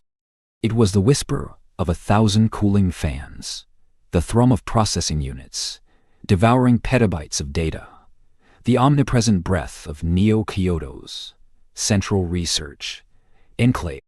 But lately, a new sound had begun to overlay it. A tightening chord, a metallic screech that only he seemed to perceive, signaling the ever-increasing pressure from the ministry. The date for the Kronos unification activation, once a distant point on the project timeline, was no longer a theoretical deadline. It was a visible flashing countdown on every terminal, seared into the backs of Kenji's exhausted eyelids. He felt it in the way the surveillance drones, once discreetly camouflaged against the polished chrome ceilings, now hovered with a more aggressive hum, their multifaceted optical sensors swiveling with unnerving precision. He felt it in the new biometric checkpoints that required retina scans, scanned comm prints where simple ID tags had once sufficed. The air itself seemed to grow thinner, more highly charged, a palpable tension pressing down on every breath. Access protocols were updated hourly, entire sectors locked down without explanation, and the silent black-clad ministry enforcers, their faces obscured by polarized visors, moved with an increased frequency through the sterile corridors. Every whispered conversation in the break zones, if such things still truly existed, died a swift death, replaced by the clatter of nutrient paste dispensers and the soft hiss of air recyclers. Hana, however, was a different kind of silence. She moved with a liquid grace that defied the rigidity of the ministry's environment. Her movements economical, her expressions subtly veiled. Kenji saw her across the vast, echoing atrium of Sector Alpha 7. ostensibly calibrating an atmospheric sensor. Her auburn hair, pulled back in a neat bun, caught the cold gleam of the overhead lights, and for a fleeting second, he caught her eye. It was less a glance and more a shared breath, a brief, wordless communion that spoke of their shared secret, their quiet defiance. In that instant, he felt the fragile thread connecting them, a filament of hope stretched taut against the crushing weight of their reality. Their communication had become a ballet of micro-gestures and coded data packets. A misplaced stylus could mean meet at the old data archive, level 4. A specific sequence of key presses on a shared diagnostic terminal could unlock a hidden subroutine that contained their latest findings, or a revised escape vector. The risk was astronomical. Every data transfer was monitored, every keystroke logged, every movement tracked by the pervasive optic web. Yet, the Kronos Unification Project, the very core of Kenji's daily existence, provided them with the perfect, horrifying cover. The Ministry was so consumed with its impending triumph, so convinced of the invincibility of its network, that it overlooked the minute, almost imperceptible anomalies Kenji and Hana were creating within its vast system. Accessing Phase 3. Schematics now. Kenji-san. Hana's voice would echo, not from a comlink, but from the low thrum of Kenji's console, encrypted within the very data stream of the black hole simulation he was running. Her voice, filtered through layers of digital static, was always a whisper, a ghost in the machine. They've sealed off subcore gamma. It's a direct conduit to the primary temporal capacitors. Our window is shrinking. Kenji's fingers, perpetually numb, tapped a precise complex sequence onto his auxiliary input pad, a command ostensibly for adjusting gravitational parameters in his simulation, but secretly a query, a confirmation, an acknowledgement. Understood, Hana-san. My predictive models show the merger event will generate an energy singularity far greater than anticipated. The Ministry's power calculations are off by a factor of significant. If they activate Kronos Unification with this His voice, though physically unspoken, was imbued with a quiet desperation. His words forming in his mind, then translating into the coded language of their rebellion. The Kronos Unification was more than just a power source. Their covert analysis of intercepted data logs had revealed its true, chilling ambition. It wasn't merely about harvesting energy from the merging singularities. It was about manipulating causality itself. The black hole merger was to be a localized, contained singularity, a temporal lens through which the Ministry intended to refine historical data, optimize future outcomes, and effectively control the very fabric of time. A terrifying concept that reduced humanity to mere variables in a vast, deterministic equation.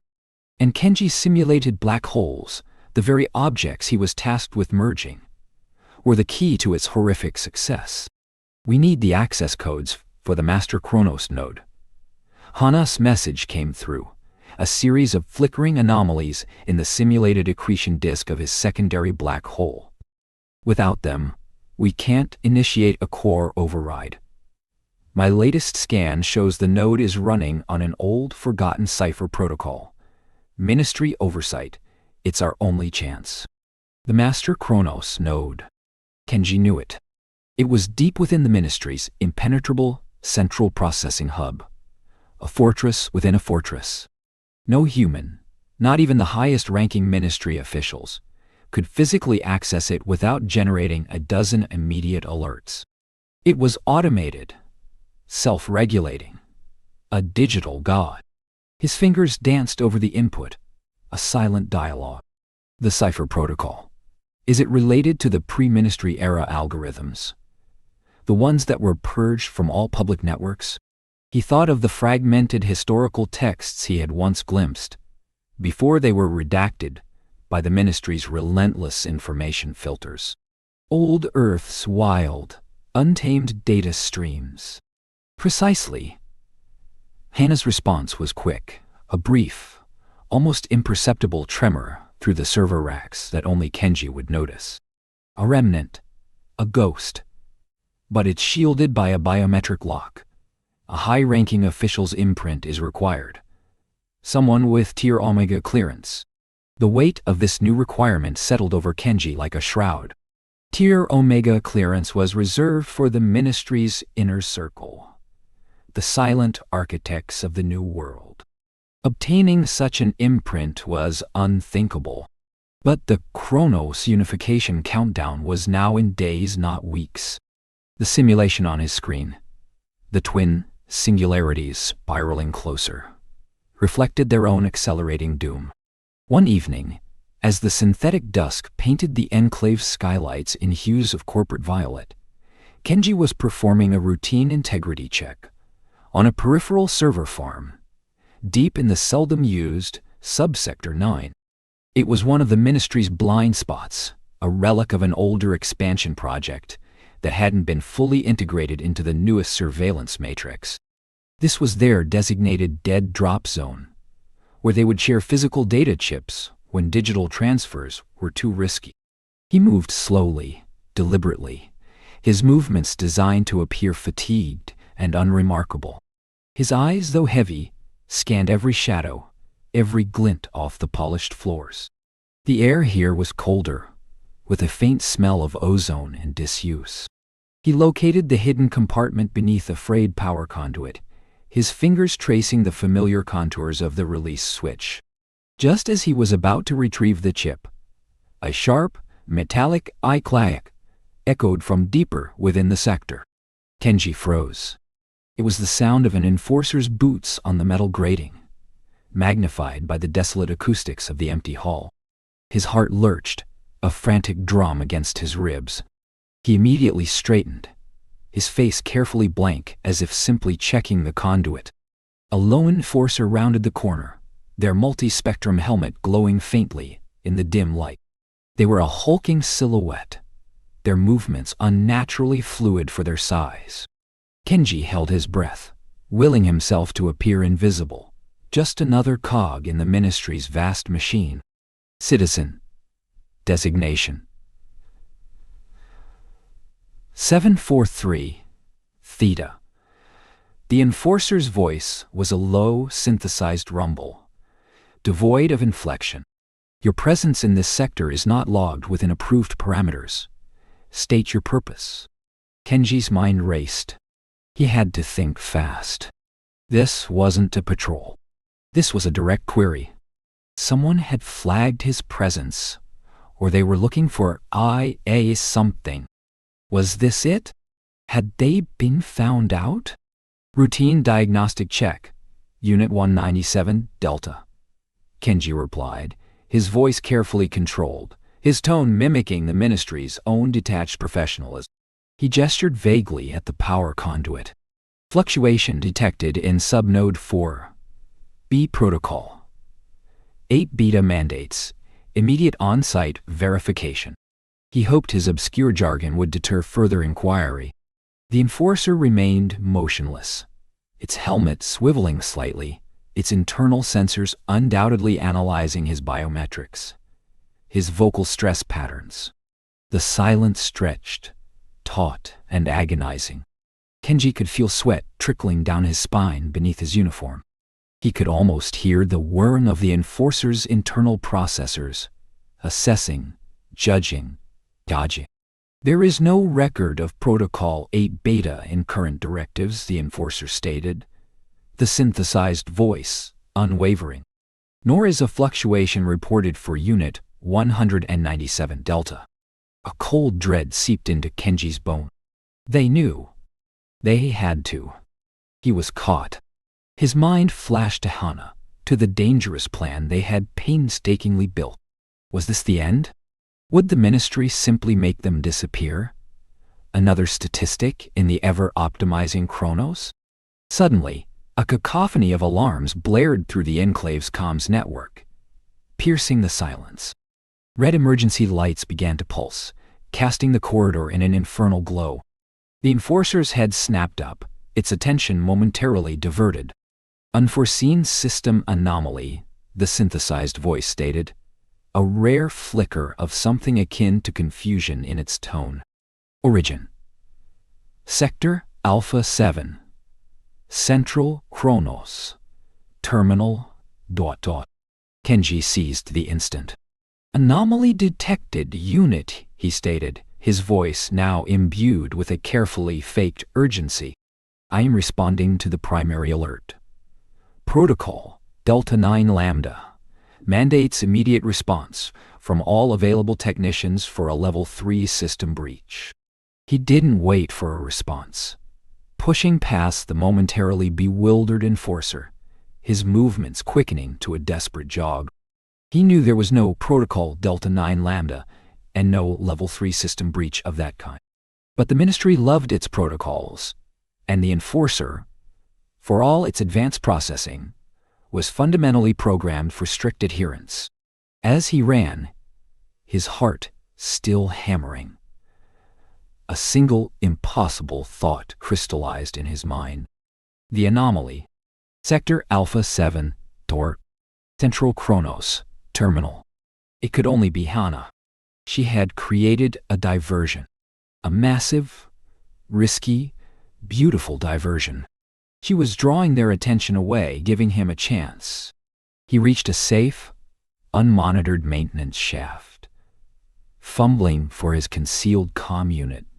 "Hana-san, what have you done?" he whispered into the void, his voice hoarse. Her reply came, a faint, almost inaudible whisper through the static, overlaid by the distant wail of alarms. "The Tier Omega biometric lock. I found a vulnerability in its legacy code. It's not an imprint we need, Kenji-san. It's a retinal pattern. A very specific one, and I know where to find it. Just be ready. The eye of the storm is about to open." The line cut out, swallowed by the rising tide of the Ministry's emergency protocols. Kenji leaned against the cold metal of the shaft, gasping for breath. The silence of his own beating heart, now louder than the distant alarms. Hana had found a path, a desperate, unimaginable way forward. But her message also brought a terrifying realization. The scrutiny, the danger, had just escalated tenfold. Ministry would be a trapped beast, cornered and lashing out. The Chronos unification was not merely nearing activation. It was accelerating, and so was their desperate, whispered race against the dying light. Point of no return. The only true silence Kenji knew was the hum of the server racks, a constant, low thrum of computational power devouring light years. Another sunrise, another flickering monitor against the permanent violet bruise beneath his eyes. 18 hours, maybe 19, since his last forced reboot, a microsleep administered by the Ministry's ever-watchful protocols. He watched the singularity on his screen, a swirling vortex of simulated space-time, consuming everything around it. Soon, a second, smaller one would appear, drawn inevitably to its gravitational embrace. His fingers, numb with fatigue, hovered over the input, ready to initiate the merger. Could two become one? The question, in theory, was academic. In the chill, air-conditioned glow of his cubicle, however, it felt less like physics and more like a prophecy whispered from the edge of a deep, dark dream he couldn't quite remember. The whisper grew. It became a chime. Not the gentle chime of an antique clock, but the precise, crystalline note of a Ministry summons. It echoed in the pristine, polished halls of the Chronos Unification Wing, a place where time was not just measured but manipulated, folded, and soon perhaps erased. Kenji flinched, his hand momentarily seizing on the console before he forced it to relax. His vision, already blurry from screen stare, seemed to swim around the holographic text that materialized before him. Tension. Researcher Kenji Sato. Report immediately to Minister Sato's private chambers. Chronos unification. Final phase initiation required. Ew. A jolt, cold and sharp, pierced through the fog of Kenji's exhaustion. Final phase. So soon. He had known this day would come, had worked towards it with the deliberate slowness of a man dragging his feet towards the gallows. Each line of code a step closer to the precipice. He rose, the faint scent of ozone clinging to his worn tunic. His legs felt like alien constructs, each step a conscious effort. The hum of the servers, usually a comfort, now felt like the low growl of a predator. The journey through the ministry's inner sanctum was always the same, sterile, immaculate, and utterly devoid of individual expression. Polished durasteel walls reflected the endless rows of biometric scanners, their soft green lights flickering like reptilian eyes. The air, filtered to microscopic purity, carried the faint, metallic tang of recycled emotions, of countless minds silently toiling, or perhaps already unified. Kenji passed hushed alcoves where other researchers, equally pale and withdrawn, bent over their glowing screens, their lives subsumed by the ministry's grand design. Were they all unwitting participants in this cosmic horror? Or was he the only one who saw the abyss yawning beneath their feet? His own manipulated code, a digital ghost nestled deep within the Chronos core, felt like a lead weight in his gut. It was his desperate, whispered rebellion, a tiny pebble thrown into the path of an oncoming glacier. Would it derail the monster? Or would it simply be crushed, taking him with it? The plan was a fragile thing, built on hope and the desperate prayer that his understanding of quantum entanglement and simulated consciousness was deeper, more nuanced, than the ministry's cold, calculating algorithms.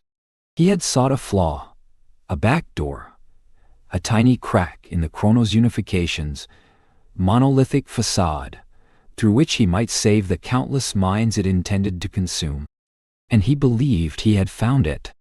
A paradox, a recursive loop, a subtle subversion designed to trigger a systemic rejection, a digital antibody, rather than a full horrifying assimilation. But it was a gamble. The door to Minister Sato's chambers slid open with a whisper. Unlike the open plan, functional efficiency of the lower levels, this was a space designed to impress, to intimidate. The walls were not durasteel, but a dark, polished obsidian, absorbing all light, reflecting nothing. A single, enormous window curved outward, offering a dizzying view of Neo Kyoto, its neon arteries pulsing with synthetic life, its colossal structures piercing the perpetual twilight haze. Kenji imagined the millions of souls bustling beneath, each a potential target. Minister Sato stood by the window, a silhouette against the artificial sunset. He was a man carved from granite, his posture rigid, his dark uniform immaculate. His face, when he turned, was a mask of serene authority, his eyes dark, depthless, like twin event horizons, fixed on Kenji. There was no warmth, no malice, only an unwavering, absolute conviction. Researcher Kenji, Sato's voice, was low, resonant, like stones grinding together. You are timely. The moment has arrived. Kenji bowed, a practiced gesture that felt increasingly like genuflection before a deity. Minister. I am ready. The lie tasted like ash. Good. Sato gestured to a polished obsidian table where a holographic projection shimmered. It was the familiar image of the two black holes, the larger one now visibly pulling at the fabric of spacetime around the smaller, accelerating its inevitable journey. But now, superimposed over it, were countless, shimmering points of light. Not stars, but minds. Consciousnesses. A digital representation of humanity, waiting to be consumed. The Chronos unification, Sato intoned, his voice gaining a chilling grandeur. the culmination of centuries of human striving. The end of discord, the end of chaos, the end of suffering. One mind, one purpose, humanity. Finally, truly unified. His gaze swept over the projected minds, not with compassion, but with the cold satisfaction of a craftsman admiring his flawless creation. You understand the implications, researcher? I do, Minister, Kenji managed, his voice a strained whisper. His mind raced. This wasn't just a simulation anymore. These were real minds, or their digital imprints, cued for assimilation. The scale of it, visualized here, was overwhelming. Excellent. Sato turned from the view, his attention now solely on Kenji. Your work on the Chronos cores, resonance algorithms has been exemplary. The stability required for such a massive data assimilation, the sheer volume of neural pathways to be interwoven. It is a testament to your genius. Present your final integration code. Kenji's hand trembled slightly as he accessed his datapad. This was it. The moment of truth. He projected the code onto the table, a stream of intricate symbols and parameters. On the surface, it looked flawless, identical to the ministry's specifications. But nestled within its elegant syntax, hidden beneath layers of obfuscation and misdirection, lay his rebellion. A single, almost imperceptible line of recursive logic that, if successful, would prevent the final, devastating merger. As you can see, Minister, Kenji began, forcing a calm, academic tone into his voice. The phase-locked loop protocols are calibrated for optimal resonance. The quantum entanglement anchors will ensure seamless transfer across all nodal clusters. He spoke of success, of unification, knowing full well he was hoping for the opposite. Each word was a tightrope walk over an abyss.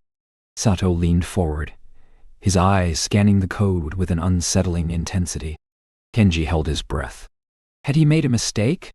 Was there a flaw in his deception? A tell in his eyes?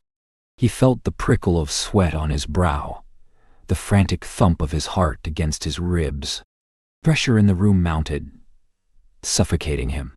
He imagined Minister Sato, a human compiler, dissecting every line, every character, for discrepancies.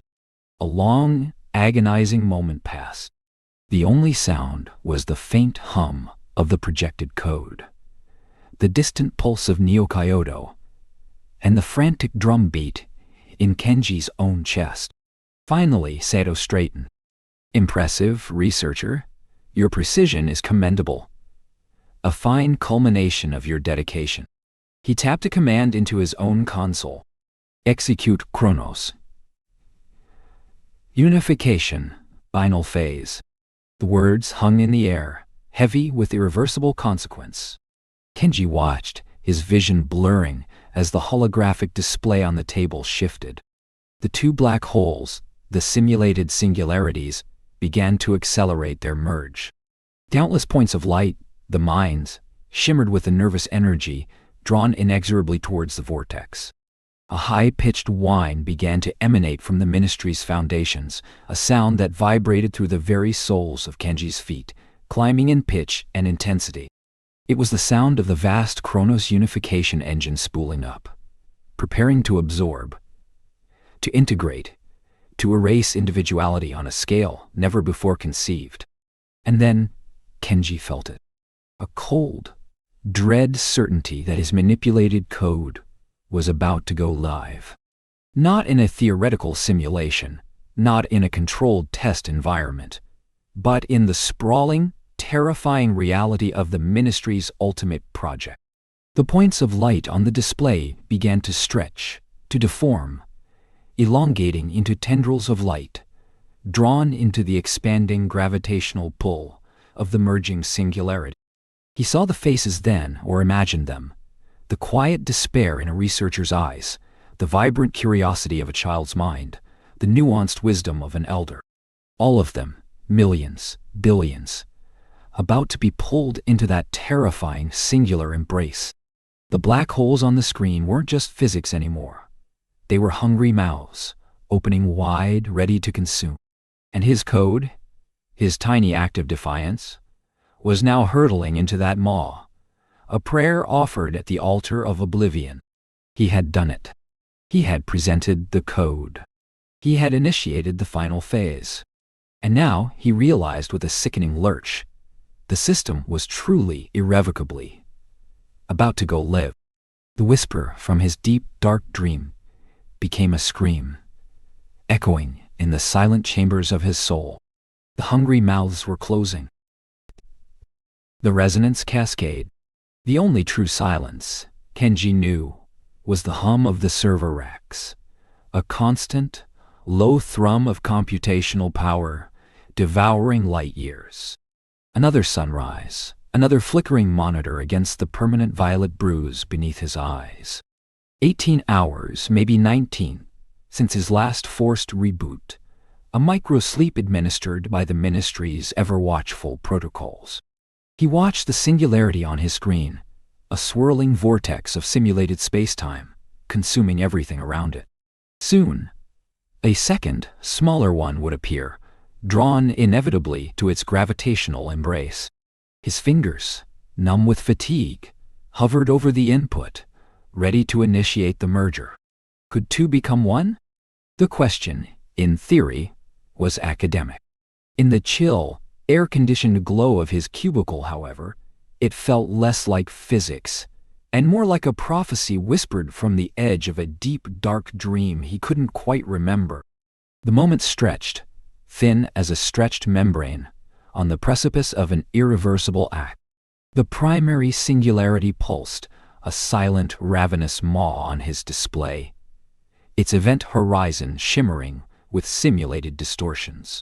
He had built this. Every line of code, every algorithmic refinement, every sleepless cycle had led to this zenith of the Ministry's project, the forging of a unified consciousness.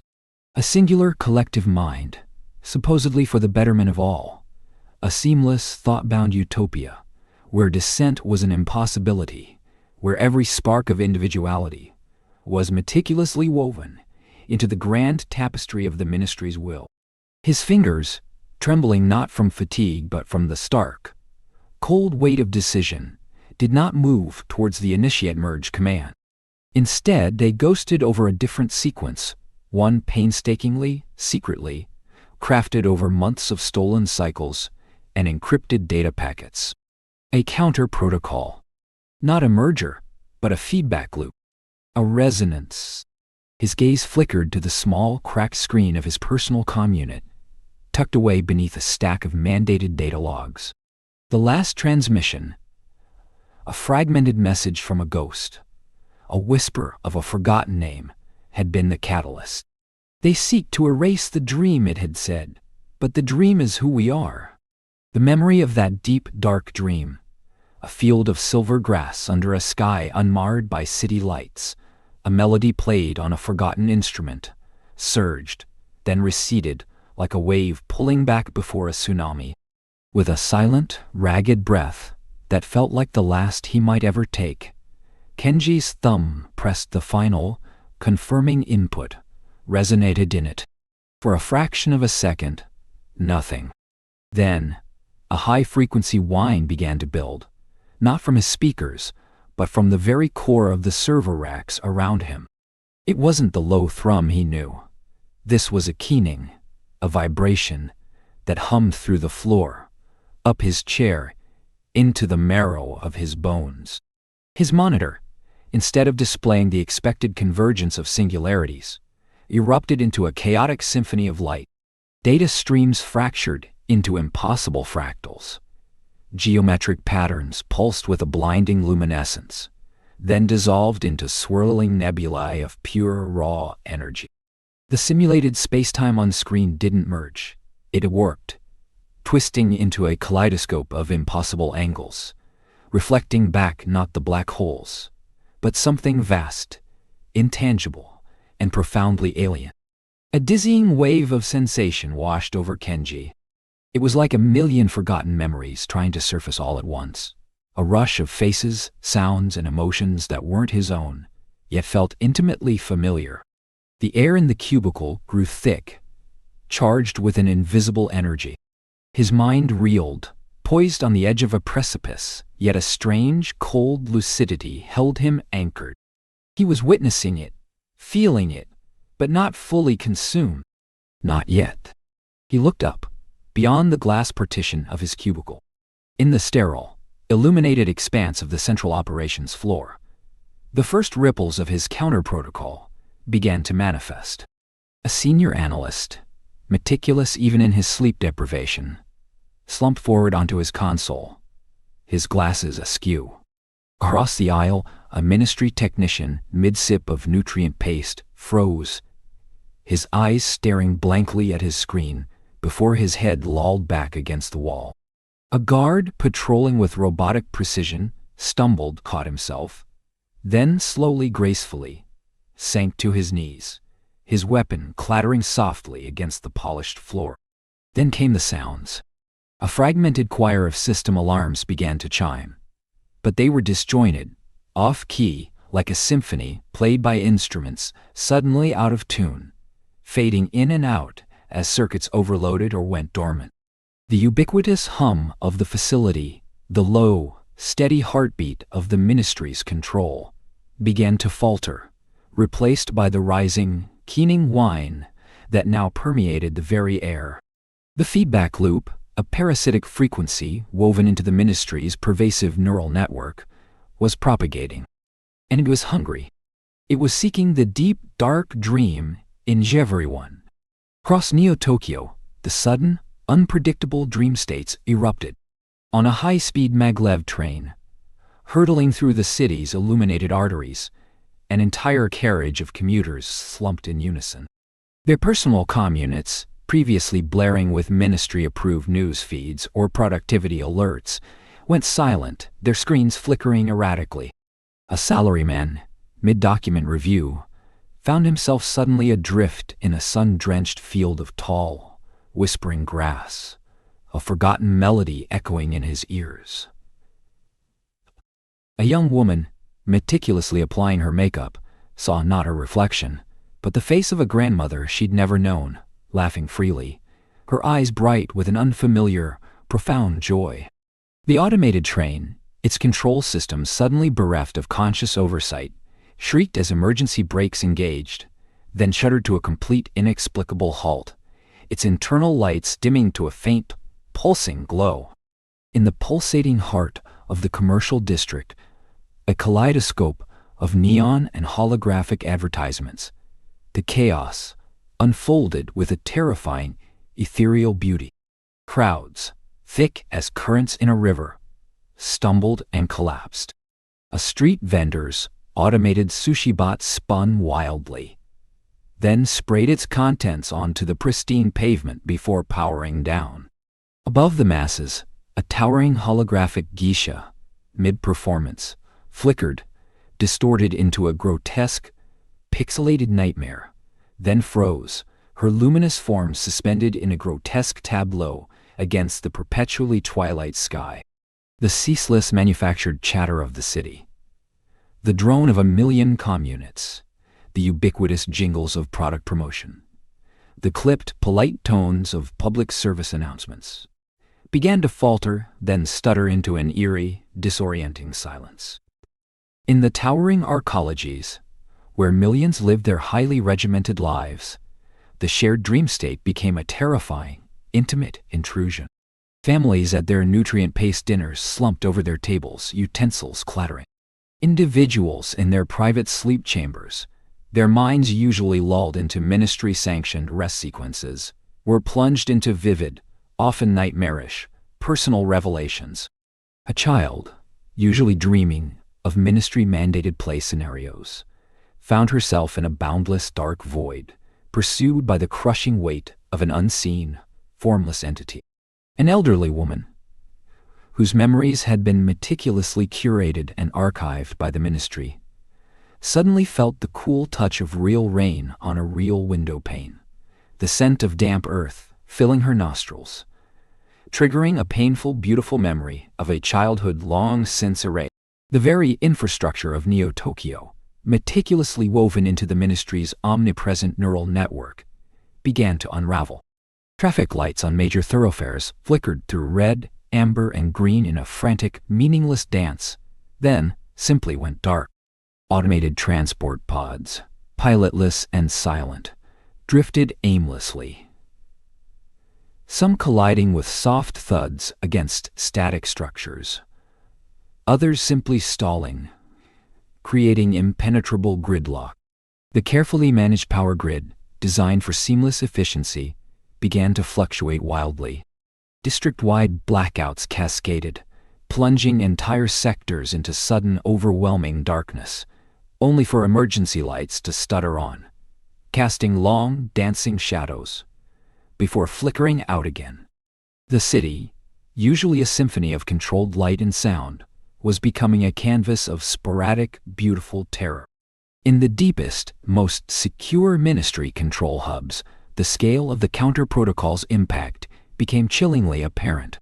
Central monitors, usually ablaze with constant, real-time surveillance data, went dark or displayed chaotic, meaningless streams of code, fractals mirroring those on Kenji's own screen. Operators, typically precise and unflappable, swayed precariously in their ergonomic chairs, their fingers still poised over silent keyboards, before slumping into forced, sudden slumber. The carefully maintained network of surveillance drones, public order systems, and citizen oversight protocols began to unravel with terrifying speed. Alarms, once deafening, died into a high-pitched, dying whine, then into an echoing silence. The cold, sterile hum of power, the very breath of the ministry, was being replaced by the vast, deep, and utterly alien silence of a dreaming city. This was the exposure. In the brief, terrifying moments of forced sleep, millions were yanked from their manufactured reality. The ministry's control, their omnipresent lullaby of order and compliance, was gone. For those brief, terrifying instances, the true nature of their confinement, the subtle manipulations, the suppressed memories, the very essence of their curated lives, flashed through their minds. It wasn't just sleep. It was a forced introspection, a collective trauma, but also a radical, raw freedom. The dreams were not random. They were echoes of what the ministry had stolen, or what it had feared. Ministry enforcers, the few still awake, found themselves isolated, their communes silent, their orders non-existent. They saw the chaos, the unmoving vehicles, the slumped forms, the flickering lights, but they could not comprehend it. Their rigid training offered no protocol for a city collectively dreaming. Some stumbled, confused, and disoriented. A few, watching the strange, silent collapse of their controlled world, felt the creeping fatigue, the sudden weight of an unsought dream, and slumped to the ground, joining the very people they were meant to control, perhaps even dreaming the same forbidden dreams. Kenji watched from his cubicle, utterly drained, yet a strange, cold clarity washed over him. His own monitor, still pulsating with chaotic fractals, seemed to reflect the fragmented reality outside. Through the small high window of his lab, he could just glimpse a sliver of the city's upper levels, now punctuated by swaths of darkness, the usual endless glow interrupted by the sudden profound absence of light. He felt the distant vibrations of the city's collective slumber, a strange resonance humming through his very core. The deep, dark dream was no longer a personal burden, an unremembered whisper. It was a roar, a collective unconsciousness unleashed upon the hyper-ordered reality of Neo-Tokyo. The silence he knew, the hum of the server racks, had changed. It was no longer a constant thrum of computational power devouring light years, but something deeper, more resonant, a lullaby for a sleeping city. Or perhaps a dirge for a dying regime.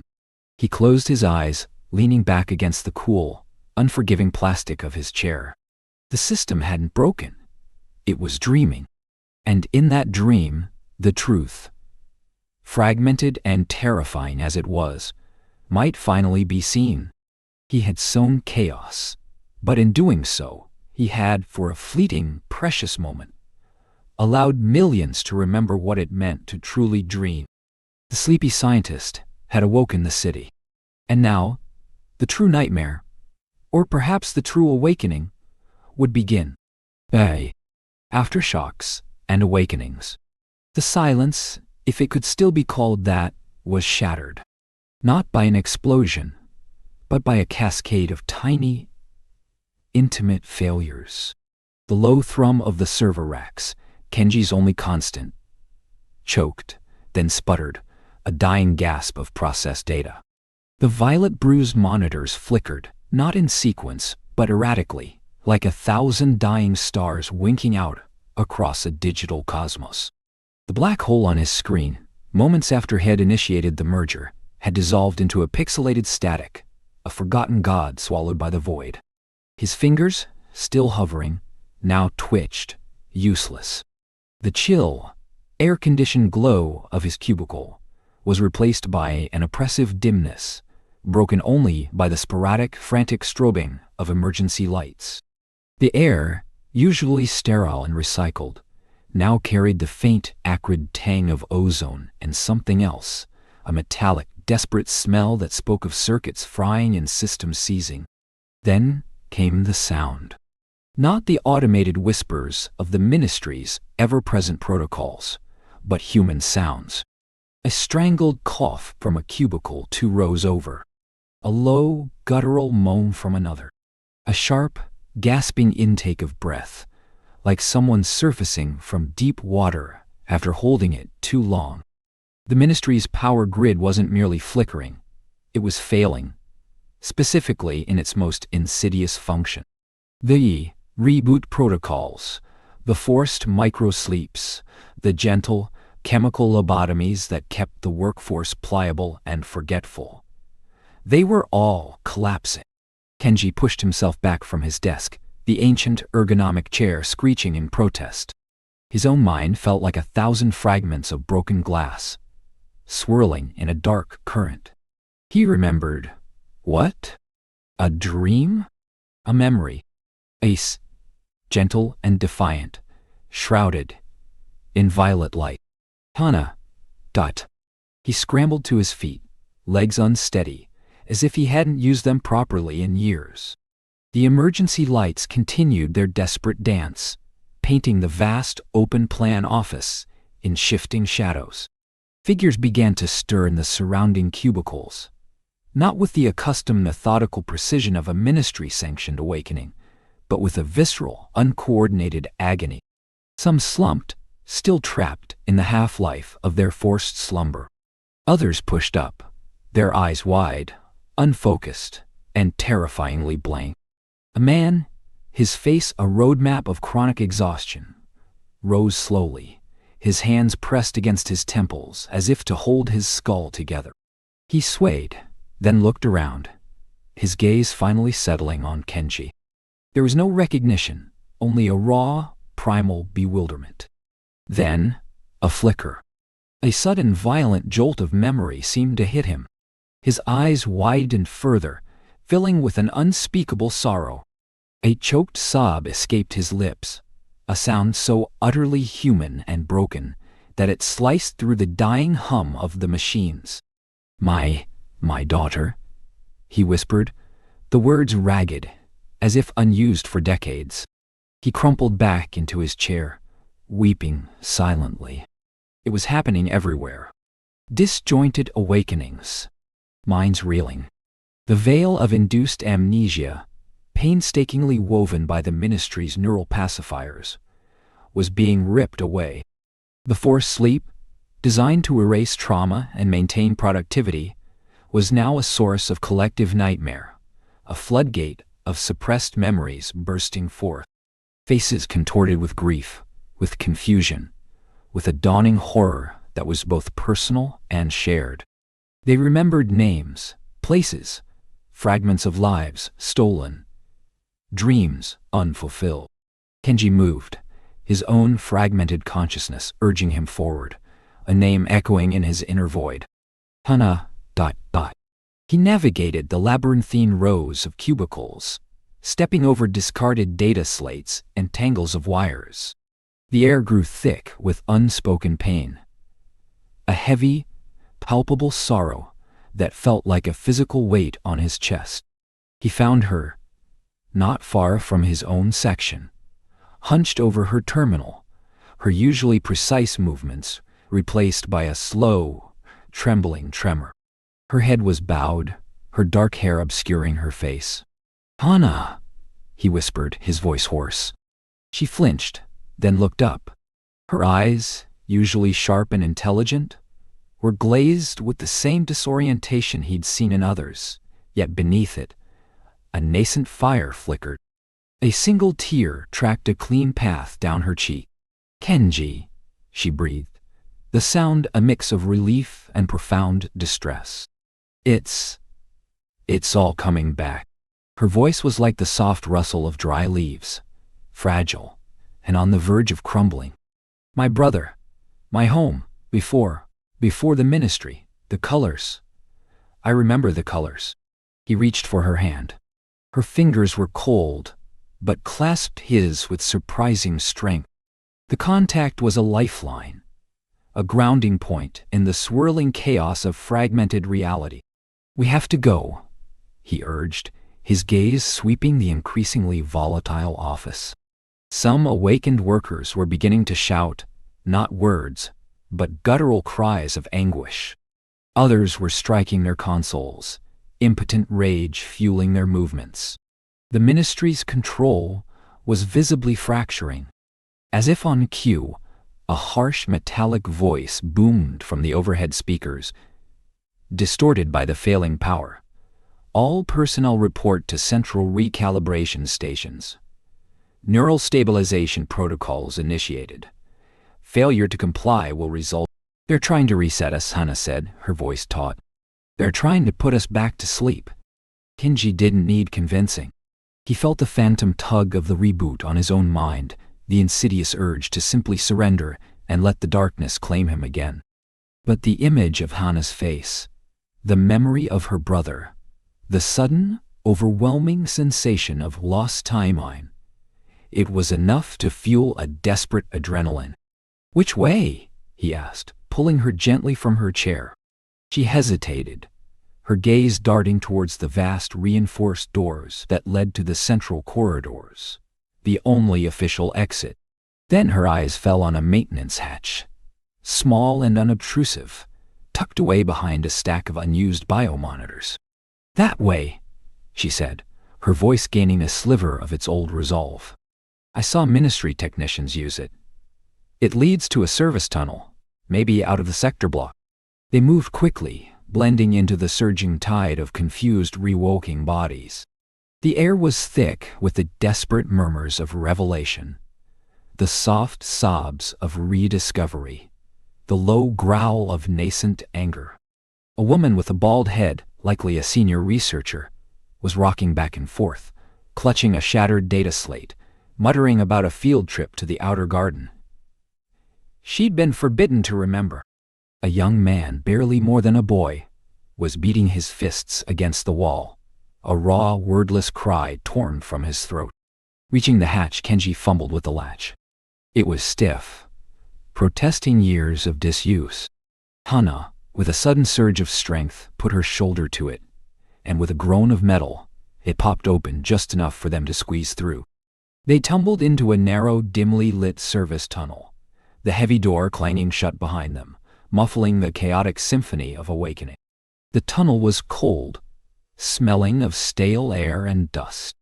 Pipes snaked along the ceiling, dripping intermittently. They moved through the gloom, their footsteps echoing unnaturally loud. Every shadow seemed to conceal a ministry drone, every distant hum, the approach of a patrol. The quiet dread, the awareness of their extreme vulnerability, the knowledge that they were running from a system that had permeated every aspect of their existence, felt like a constant whisper in the cold, damp air. "Where does this lead?" Kenji whispered. I don't know exactly, Hannah admitted, her breath coming in ragged gasps. But away from the direct surveillance routes. Ministry personnel are usually too proud to use these. They prefer the clean, open corridors.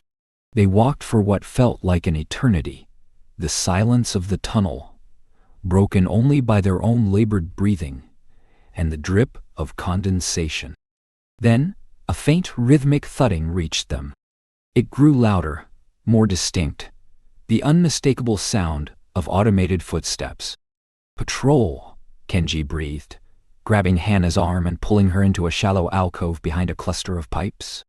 They pressed themselves against the cold metal, their hearts hammering against their ribs.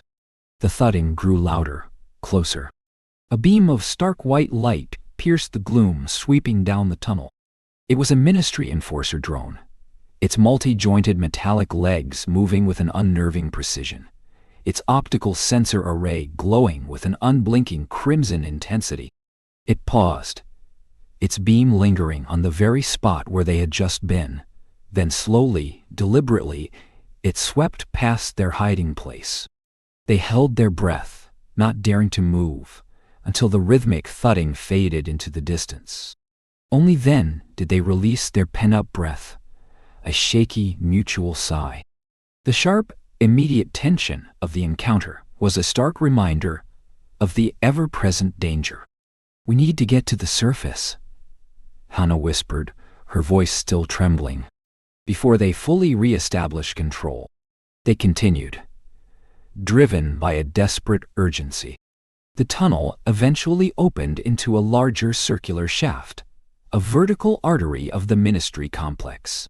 A maintenance ladder, rusted and precarious, ascended into the darkness. Far, far above, a faint, almost imperceptible sliver of natural light beckoned. "This is it," Kenji said, looking up. The climb was long, arduous, and terrifying.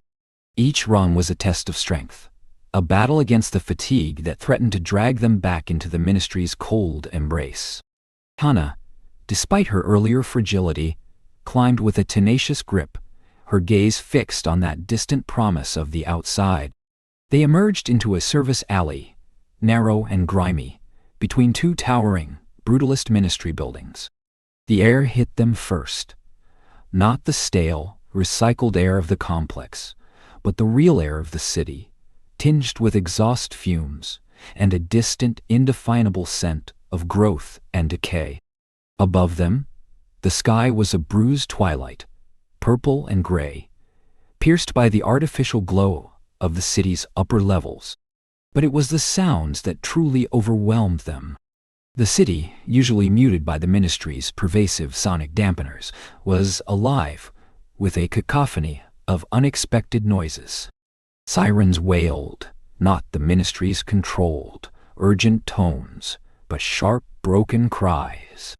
Alarms blared, their urgency distorted by failing power grids, flickering in and out. And beneath it all, a rising tide of human voices, shouts, cries, arguments, and something else, something electrifying. A collective roar of defiance. They peered cautiously from the alley.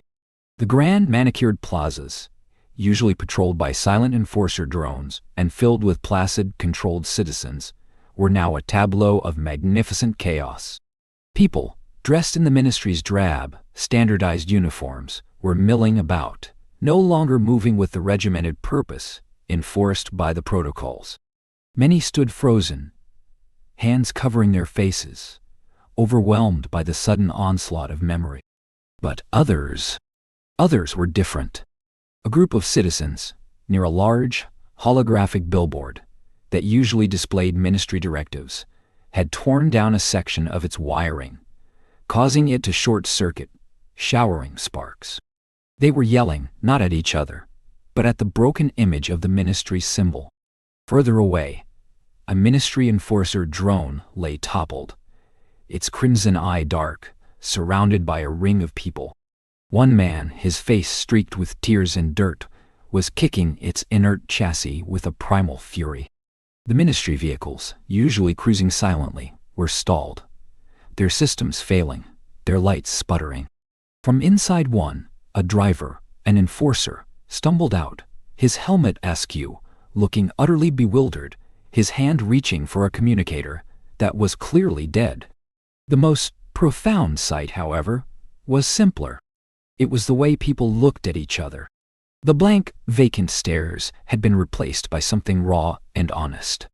Grief, yes. Confusion, undoubtedly. But also recognition, understanding, and a flicker of solidarity. They saw the same pain reflected in another's eyes, the same dawning realization of a stolen life. A woman, her hair disheveled, stumbled near their alleyway. Her eyes, wide and bloodshot, met Kenji's. For a moment, she seemed to see through him, into the depths of his own fragmented memory. Then, she raised a trembling hand, not in fear, but in a tentative gesture of connection. Her lips moved, though no sound came out, but Kenji understood. "We remember. Let him say." This was it. The Ministry's iron grip, predicated on the systematic suppression of memory and emotion, was failing. The black hole merger, whether directly or indirectly, had caused a system-wide cascade, a cosmic-scale MP against the human mind itself. The reboots had become reawakenings. The air was electric with a sense of possibility, tinged with desperate hope. This wasn't an organized rebellion, not yet. It was a tremor, a collective shudder of a society coming undone, remembering itself. A fragile dawn, indeed. The sky above them, still bruised and artificial, seemed to hint at a deeper, truer light, struggling to break through. Kenji clutched Hana's hand tighter. They were out. But the question remained, not if two black holes could become one, but if millions of shattered fragments could coalesce into something new, something truly free. The answer, he knew, would be forged in the chaos of this reawakening world. The whisper of hope was there, delicate as a breath, amidst the cacophony of a world waking up from a very long, dark dream. A shared horizon. The first thing Kenji noticed, truly noticed, each morning was the absence of the hum. Not the deep, comforting thrum of the server racks that had been his lullaby for years. That was still there, a ghost in the periphery, or maybe an echo in his bones. But the specific high-pitched whine of the neural interface, the ceaseless data stream feeding direct. Now the quiet was absolute, broken only by the rustle of synthetic bedding or the distant, soft murmur of voices. He could close his eyes and it didn't feel like a betrayal, like wasting precious, unearned seconds. He could iris sting. It was a strange, unsettling freedom, this liberation from perpetual vigilance. His body, once a rigid vessel for the Ministry's will, was slowly remembering what it felt like to be soft. The violet bruises beneath his eyes had faded to a pale lavender, then to nothing more than the faint shadows of old scars. He still felt the phantom ache of sleep deprivation, a deep, bone-weary exhaustion that seemed to have burrowed into his very marrow.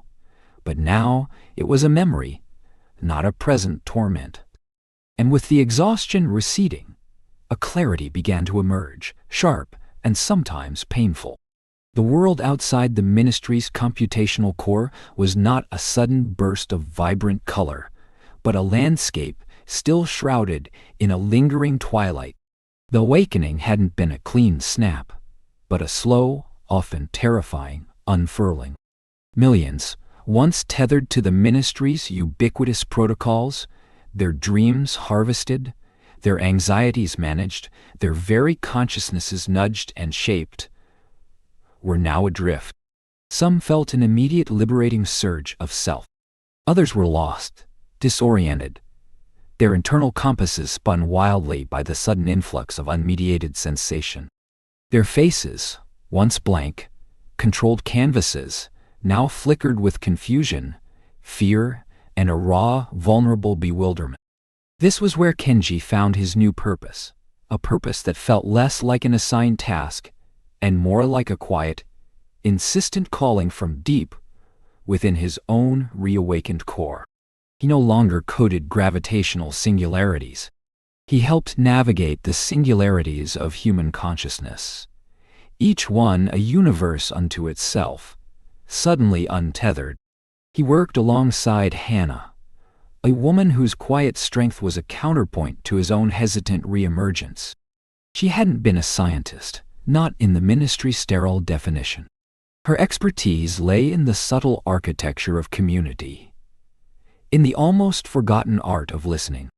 Her eyes, dark and perceptive, held a sorrow that mirrored his own, yet also a fierce, unwavering resolve. She moved with a soft efficiency, her voice a low murmur that seemed to calm the frantic, the bewildered, the angry.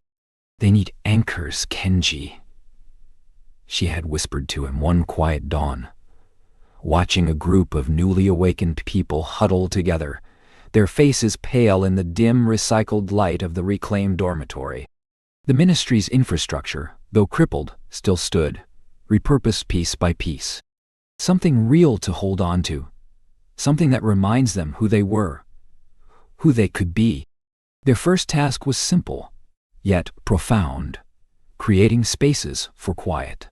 In the sprawling, repurposed data halls, where once servers had hummed their ceaseless lullaby of control, they now laid out reclaimed blankets, set up makeshift partitions from discarded computational panels, and dimmed the harsh overhead lights. They encouraged silence, not the oppressive silence of the ministry's monitoring, but the gentle, allowing quiet where thoughts could form, unhurried, untracked. It was here, in these hushed sanctuaries, that the dreams began to return. Not the ministry-curated narratives, but the raw, unbidden images of the sleeping mind. For weeks, Kenji had watched, fascinated and heartbroken, as people, shaking, tearful, would recount fragments. A child's laugh echoing in a sunlit park, a forgotten melody, the taste of a dish from a distant memory, the scent of rain on dry earth. Hannah would sit with them, her hand often resting lightly on a shoulder, offering a shared silence that was more comforting than any words. Kenji, usually analytical, found himself simply observing, the scientist in him momentarily silenced by the sheer fragile beauty of it all. He started keeping a record, not of data points, but of human fragments. Subject Delta 712 reports recurring dream of a blue bird. Subject Gamma 49 recalls scent of grandparents' cookies. Subject Alpha 22 remembers a name, Lila. These weren't clinical observations. They were echoes of souls reasserting themselves. He realized he was cataloging the slow, tentative reclamation of personhood. The process was agonizingly slow. Some people struggled with an overwhelming sense of loss, a profound emptiness where their curated lives had been.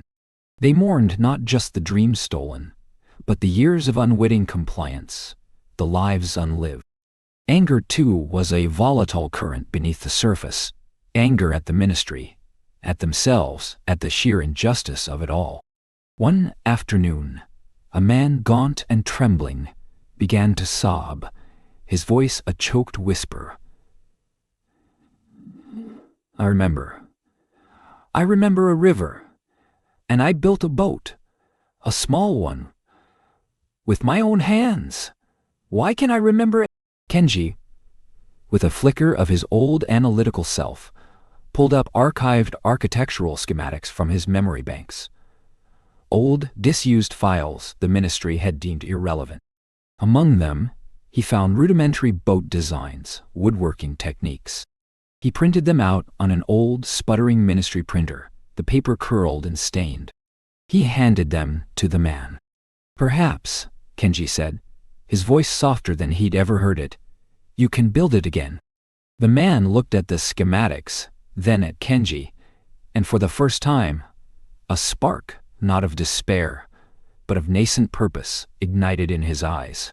This was the beginning of the reclamation workshops.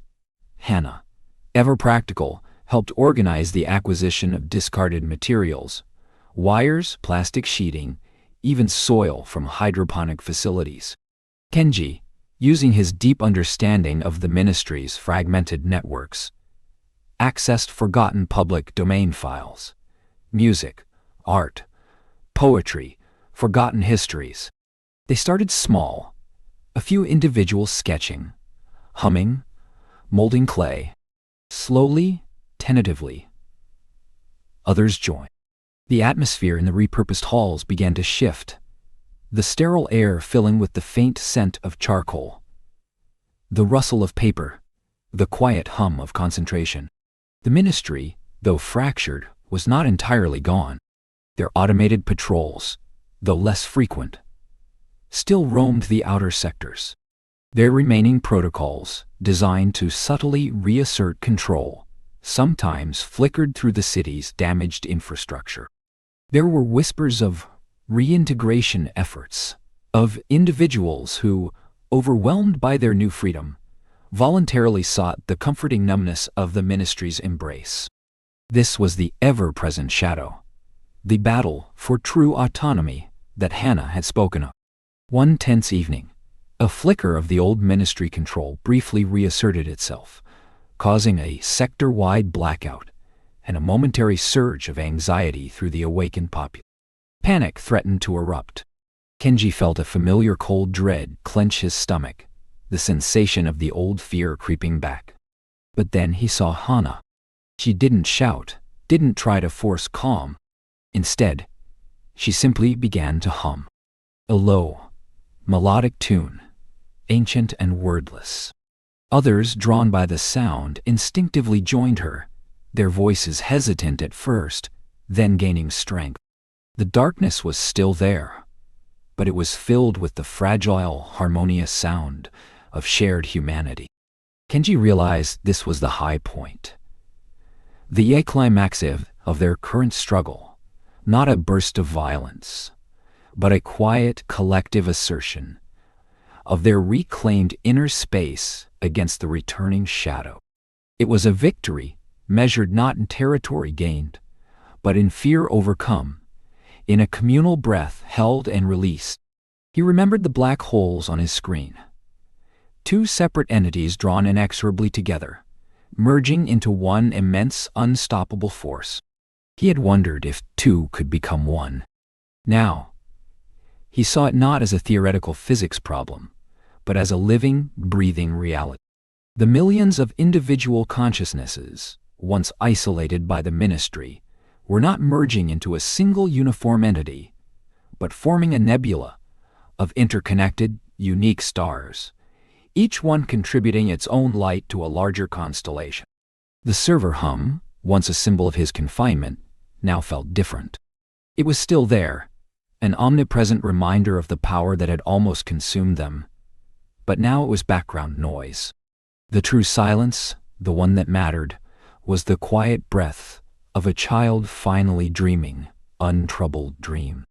The soft murmur of a stranger recounting a forgotten memory. The gentle rhythm of collective breath in a room full of people finally at peace. Kenji still felt the profound weariness in his soul, the echo of years stolen. The fight for true autonomy, for minds to be truly free, was far from over. It was a long, arduous journey, filled with pitfalls and moments of despair. But when he looked at the faces around him, at the quiet, resilient strength blooming in their eyes, he saw it. A flicker, a fragile, persistent spark of hope carried on the soft breeze of remembered dreams, whispering that perhaps, after all the darkness, they could finally rest. And in that rest, truly begin to live.